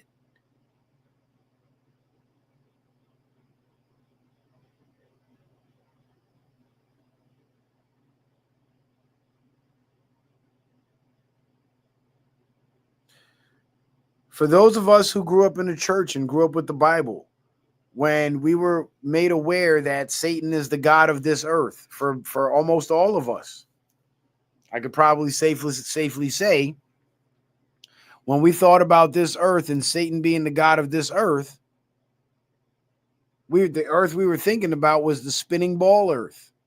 And that's true. Satan is the god of the spinning ball earth. But the one true God of heaven and earth has a whole different cosmology that we currently exist in, that we can observe with our own eyes, that our ancestors observed with their own eyes, because there was no propaganda machine putting out a different narrative, trying to lie. So people were left up to their own devices to determine what this creation actually looked like, because they had a closer connection to the creator. So they explored and examined the creation. And all these different civilizations from around the world that had little to no contact with each other all came up with similar cosmologies, a flat earth plane.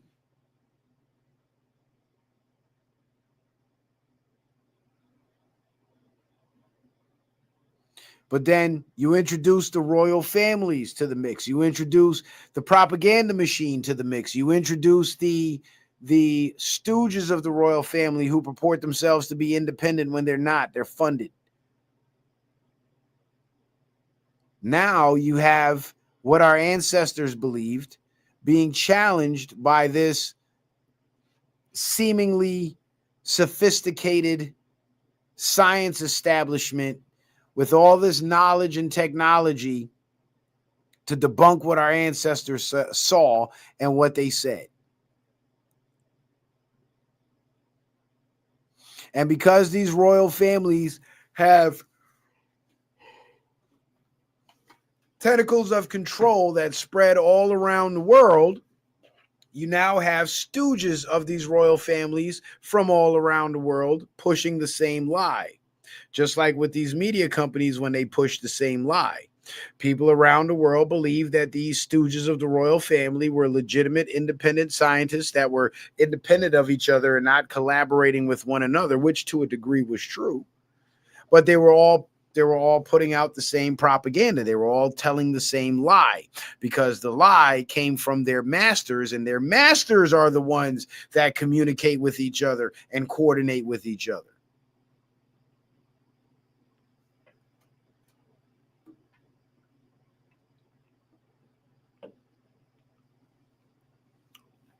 See how that works? I hope you see how that works. Hang on one second, y'all.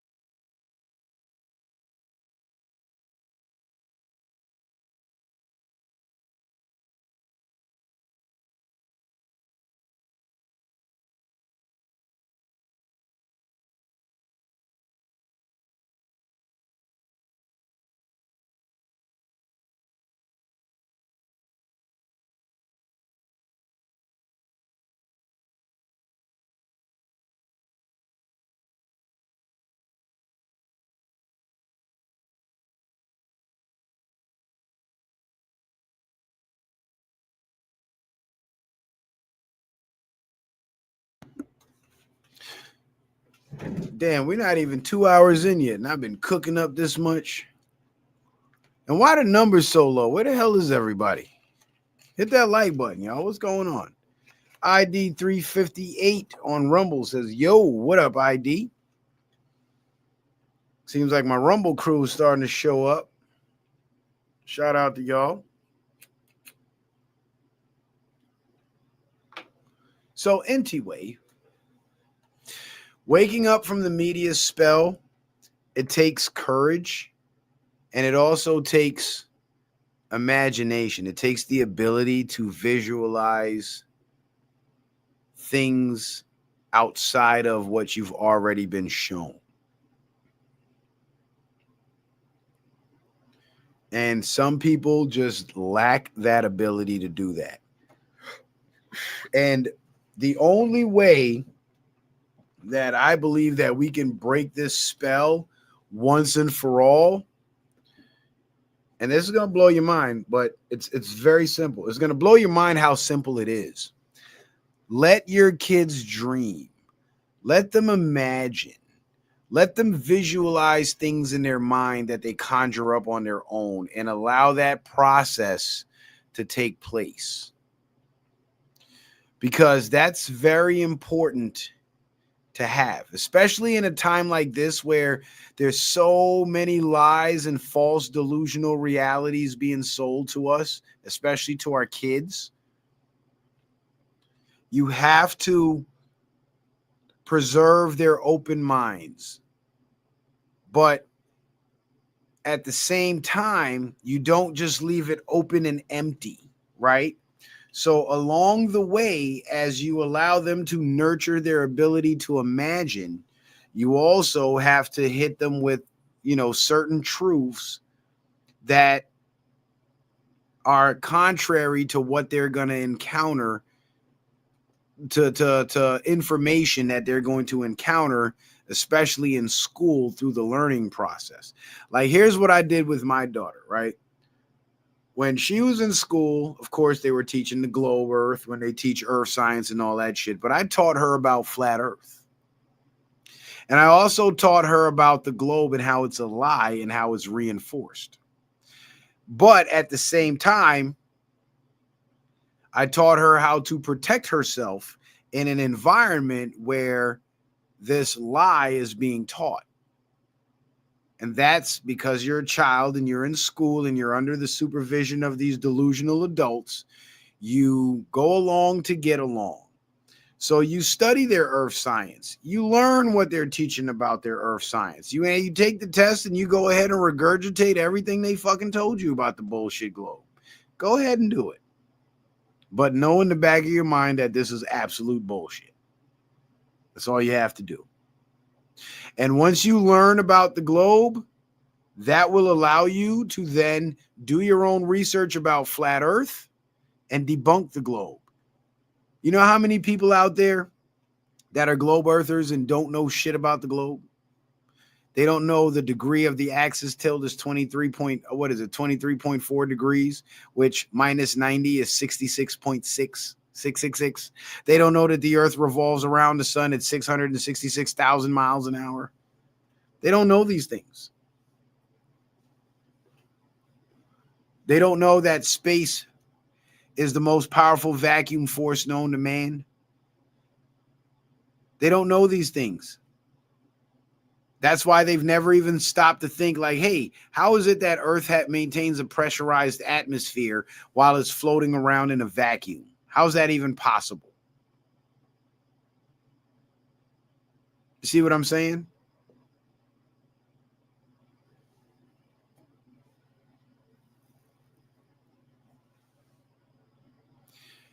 And the people that push the globe, they know that there's certain facts about the globe they have to keep suppressed. Otherwise, people are going to figure out that they're lying if anybody dares to investigate. So they put out just enough lies to make you believe it, and then they start to propagandize you by telling you anybody that questions this has less than 2 brain cells. And this is why that brother in the comments responded to me when I asked him who debunked the flat earth. That's why he responded the way he responded. That was the programming speaking.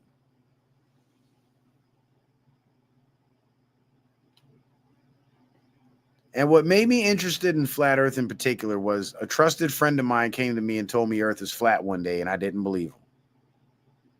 I said, there's no way. We got pictures. And he was like, the pictures are all fake. And I immediately went to investigate, like, there's no way. There's no fucking way. And sure enough, the pictures were all fucking fake. Sure enough. And that led me into more research.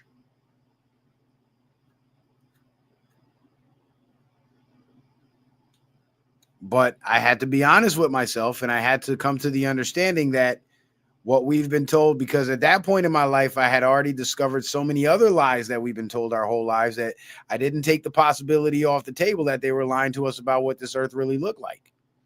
So I dared to imagine, and then I dared to explore, and I dared to question the belief that I've been taught my whole life. You see? But the brother that accused me of having less than 2 brain cells, or implied that I had less than 2 brain cells, either he hasn't done the research because he thinks it's stupid, or he's done the research and didn't understand what he researched, so he just he just boomeranged right back to what he believed, because it's safer to believe that, because I can understand that stupid shit. It's like this, right? If you lack the ability to imagine, you would never stop and think that, hey, they tell us that the movement of the sun and moon in the sky is proof of the earth moving. But we never stop to think that the movement of the sun and moon in the sky is proof of the movement of the sun and moon.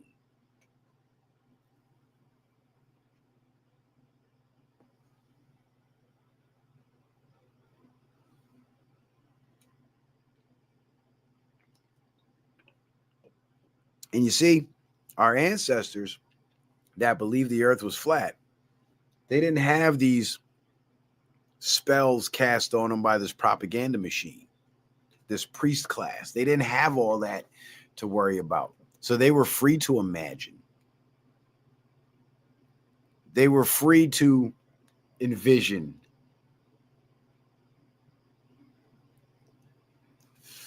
They were free to formulate their own thoughts without perceived authorities telling them what to think.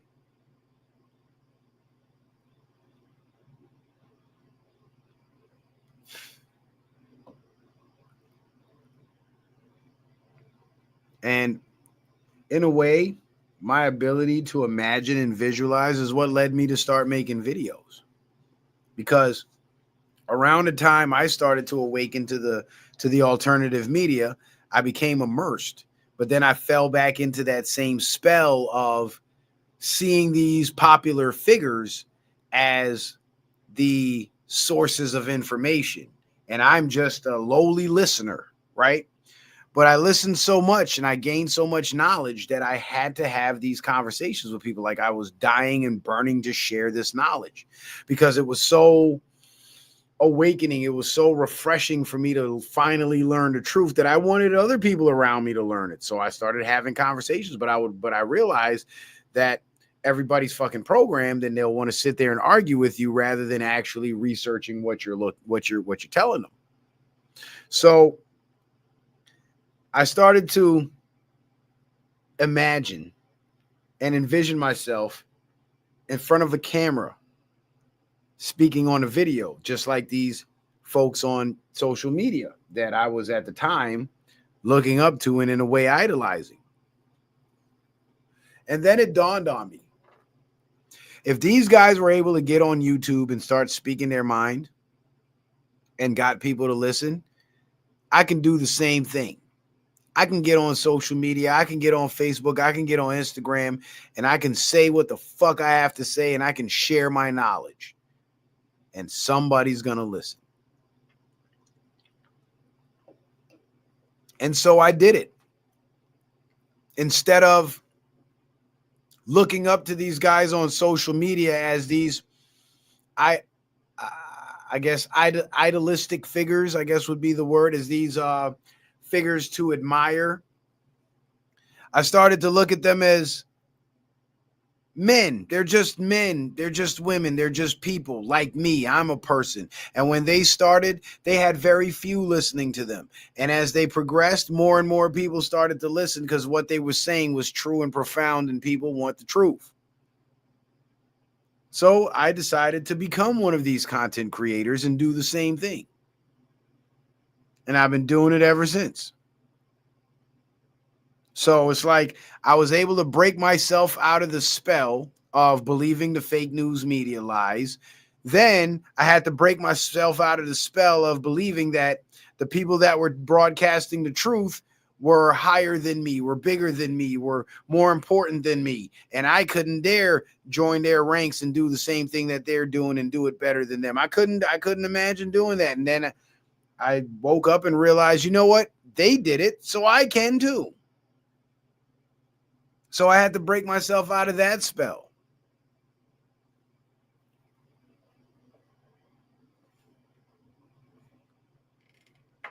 And I built several channels that reached very high numbers, so high that in fact they had to start censoring me and cutting me back. And this is why we're at where we're at today. But it's still not going to stop me from telling the truth. It's not going to stop me from speaking my mind. It's not going to stop me from trying to open the minds of the people, it's not going to stop me from encouraging the rest of you guys to break that spell.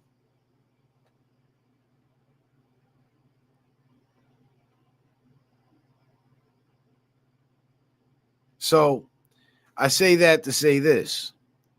The people that are around you that you want to wake up, you can't wake them up because they're under a spell. And you can't break that spell, or you can't get them out from under that spell until you break that spell. And the only way to break that spell is by daring them to imagine. And what I mean by that is, like the way Alex Jones started out in Terror Storm. He said, imagine a world where your government is out to get you, and and everything they do is geared towards your demise, and da da da da da. And it went on and went on. And you know what? I imagined that. And then when I watched 9/11, I watched 9/11 with that thought, with that imagination in my mind that yes, the government can and will kill its own people. And then I started listening to the 9/11 information that Alex Jones was putting out on Loose Change, and then I realized, if I was still of the belief that governments don't kill their own people, there's no way I would ever believe the alternative story of 9/11. I would always believe the official story. But because I dared to imagine a world where governments that are supposed to protect the rights and represent the people were actually had an agenda to eliminate their own people, I was able to look at 9/11 in a different light. I was able to see 9/11 for what it was. So that lie that governments are virtuous, that base lie, was the foundation of the official 9/11 story. The government is virtuous and would never kill its own people. Thus, it's Osama bin Laden that did it. See what I'm saying? The base lie is governments don't kill their own people, so it can't be the government. So now they need another lie. Well, who is it then? It's bin Laden. See how that works? But once you let go of that base lie, you collapse that base lie that governments are virtuous and don't kill their own people. You say, you know what? Governments are evil and they do kill their own people all the fucking time. Then it's a little harder to believe that it was bin Laden and a little easier to believe that it was our government. See what I'm saying?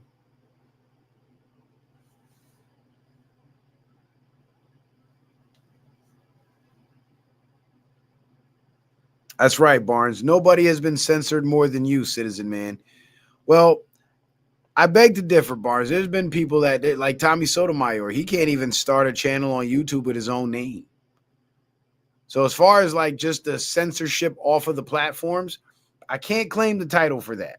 But yes, they did T-bone. They did try T-boning me to take me out. They have done that, yes. And that just goes to show you that what I was doing was effective. So yeah, we can debunk the surface lies, one by one, little by little, and have these debates and these arguments. But once you debunk the base lie, there's no need to debate the surface anymore. For example, gun control. The base lie of gun control is, with all these guns in the hands of Americans, it's causing too many gun deaths. That's the base lie. Then the lie they build on top of that is, every time there's gun violence, normally they're criminals that shouldn't have guns in the first place, according to the law, committing these crimes. So they have to hide the fact that this person is a criminal and shouldn't have had a gun in the first place. Because without that base lie, they can't blame the rest of American gun owners who don't commit crimes for these gun crimes.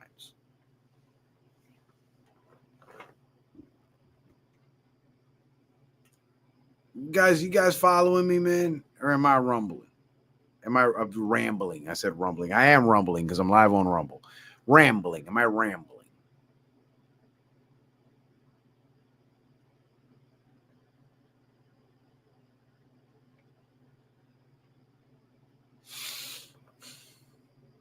And the people who are never going to wake up from the spell, like another big spell is this whole white supremacy bullshit. And the white supremacy bullshit lie is being pushed by the Democratic Party and their operatives.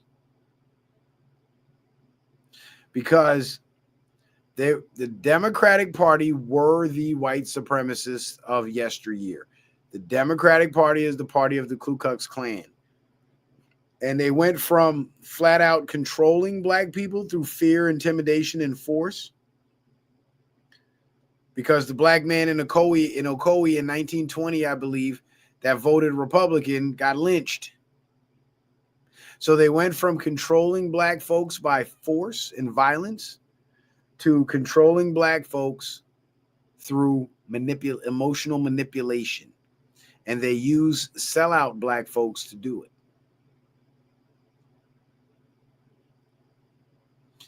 So the Democratic Party is not the party for black people. They're the party for manipulating black people. So again, they went from controlling by physical force and violence to controlling through manipulation.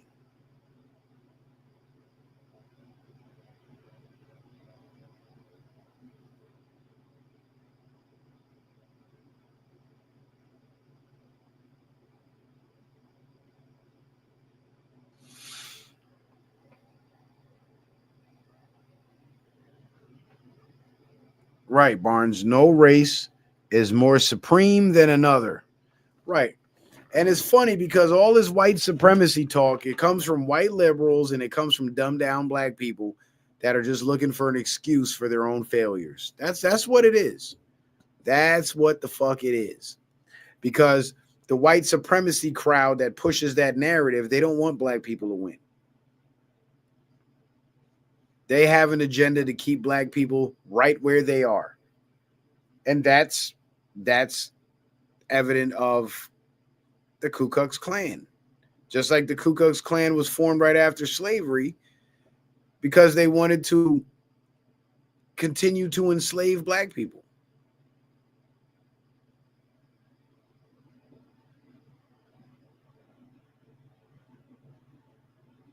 Because they wanted to keep the black folks right where they were. They didn't want them to elevate. They didn't want them to have freedom. They didn't want them to have, they didn't want to have to compete with them economically.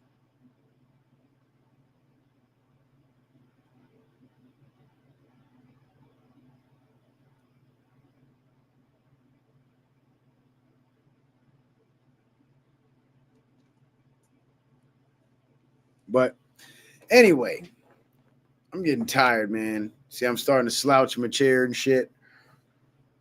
The fact of the matter is, we're not waking up from media propaganda or just media brainwashing. We're waking up from a media spell. And we are now living in probably the most important time in American history. Because what the Trump administration is doing is removing the infrastructure that was put in place by the infiltrators who took over the country and brought it back under control of the royal family, the royal families. Returning America to a constitutional republic.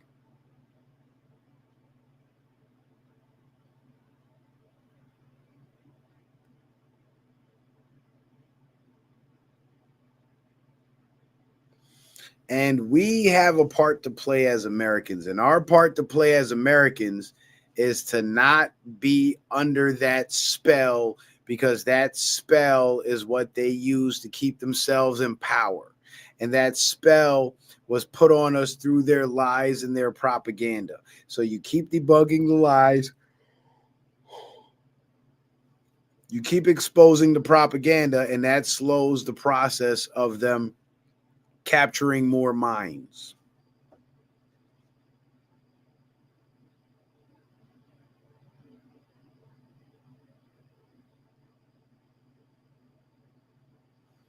And for the people who will never wake up, you got to just leave them alone. You got to just let them sink on their own. Because for a lot of people, they're not going to wake up until life wakes them up. Just like Q said, Q even mentioned this. It's not until people are brought to the precipice of destruction that they find a will to change. Look at what happened in Chicago with the migrant crisis. Those people in Chicago were voting Democrat damn near their whole adult lives. But what happened? The migrant crisis came in, and their communities were on the precipice of destruction. Then they started wearing MAGA hats and supporting conservatives and Republicans because they found the will to change.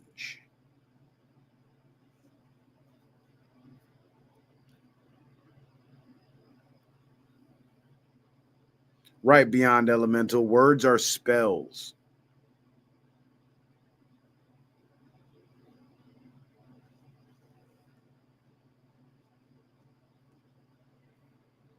And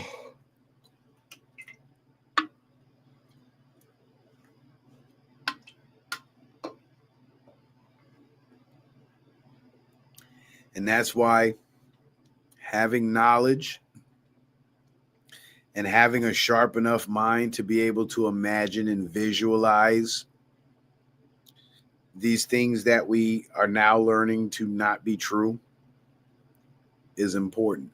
This is why having an understanding of not only what these lies are, but what the base lie is that these lies are based off of, and what is the purpose for selling us those lies.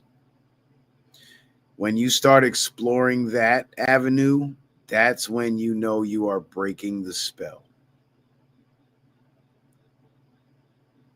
Because if you don't break the spell, not only are you going to be doomed, but your children are going to be doomed. Because the agenda of the spellcasters that are trying to bewitch us and get us to follow their agenda is anti-human and anti-life. So we will essentially be led to the slaughterhouse.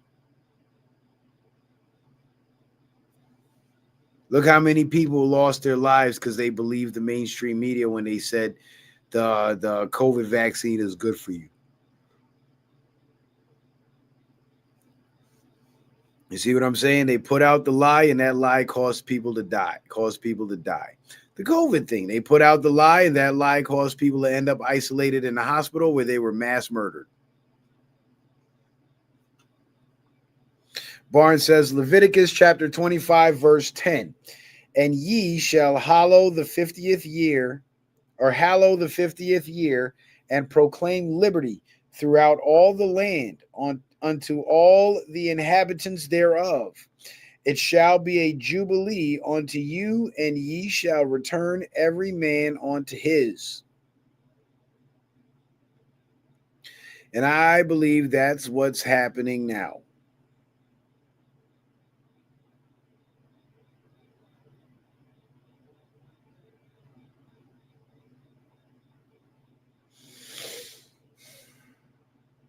But anyway, guys, I'm about to get up out of here. I'm just gonna leave you guys with this. I'm gonna leave you. I really enjoyed this talk with y'all, but I'm running out of steam. I'm all out of Red Bull, and thus I'm out of steam. And I've been going all day, been working on a house all weekend, and man. Anyway, I'm gonna leave you guys with this.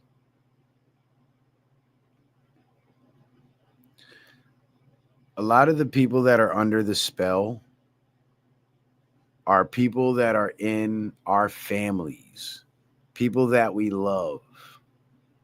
But because they're under that spell, they love you, but they only love you as long as you accept their bullshit beliefs and don't challenge them. But if you really want to see firsthand how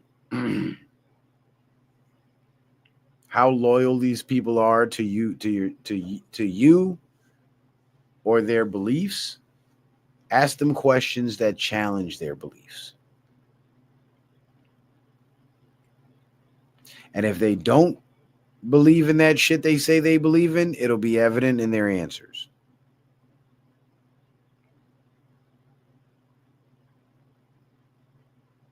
But if they can answer every question logically without doing mental gymnastics, then you have to respect it.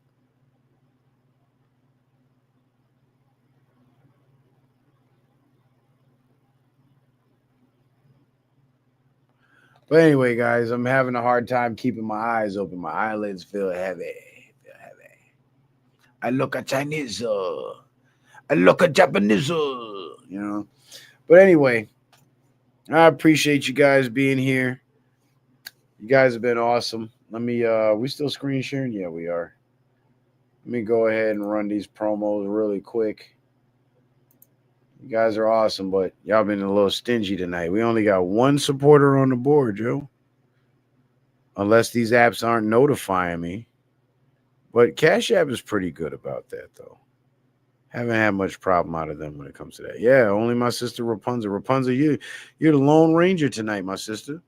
Unless some other folks care to join in and help the sister out, so she don't be the only one on the board. That'd be good too, But while you guys contemplate and decide on whether Citizen Man's content is worth a buck or even worth a fuck, Barnes says, lead us into Jubilee, Citizen Man. I'm trying, man. I'm trying. But I'm going to need some cash apps. Anyway, I can't lead y'all if I'm broke. You know what I'm saying? Anyway, make sure you guys go subscribe to the Citizen Man backup channel. If you haven't subscribed to the backup channel, please make sure you do, just as a way to stay connected to Citizen Man in case Citizen Man TV goes down. I'll be streaming on the Citizen Man backup channel. It's linked in the description box. Also, Rumble. Make sure you guys follow your boy over on Rumble. A lot of content over there, including a few of my most recent streams about Charlie Kirk. Make sure you guys get over to Rumble. Follow me on Rumble. If you don't have a Rumble account, just create one. Use your email or whatever and create a Rumble account. Come on back over and hit that like button, hit that share button, leave a comment, and stimulate the algorithm. Why don't you? Also, the Lost Book of Herbal Remedies. Get yourself a copy of the Lost Book of Herbal Remedies. Get back to nature and natural healing. Metabolic Cooking for the weight loss recipes and Anabolic Cooking for the muscle building recipes. All three books are linked in the description box of every video. If you click the link and you go to an error page, click the tab in the center of the screen that says continue to web page, and you will continue to the page where you can actually purchase the books. But I'm about to pull these books and I'm going to find some different products to market to you guys. And also, I was thinking about getting my t-shirt store set up as well. You guys, would you guys be interested in some t-shirts with clever sayings on them? Of course you would. Who wouldn't? Those are the coolest pieces of clothing one could ever own. So be on the lookout for that, because we are going to create more verticals. I already have my Citizen Man brand, which has been, it's been pretty popular for a pretty long time. So I believe if I start to promote it more and bring it back, I can I can actually monetize that vertical as a brand too, get the clothing line going and all of that shit. So shout out to you guys for, lending your support. But right now, we don't have those verticals. All we got is begging. So if you guys would like to support the show by sending in a kind donation, you can do so via Cash App, PayPal, or Venmo using the tags scrolling across the screen in the banner below. The links that are pinned to the top of the YouTube chat in the black box where it says Citizen Man TV in yellow. Just click the yellow, the box opens up, and all the links are there. You can also find these links in the description box of every video on YouTube and Rumble. And that red X through the PayPal logo is just to remind you guys that PayPal censors comments. So please be vanilla with what you say on PayPal. Otherwise, they'll try to steal your money and mine and shut our accounts down. I've had it happen before. And yeah, it was pretty interesting. But shout out to my sister Rapunzel on the Cash App. She says,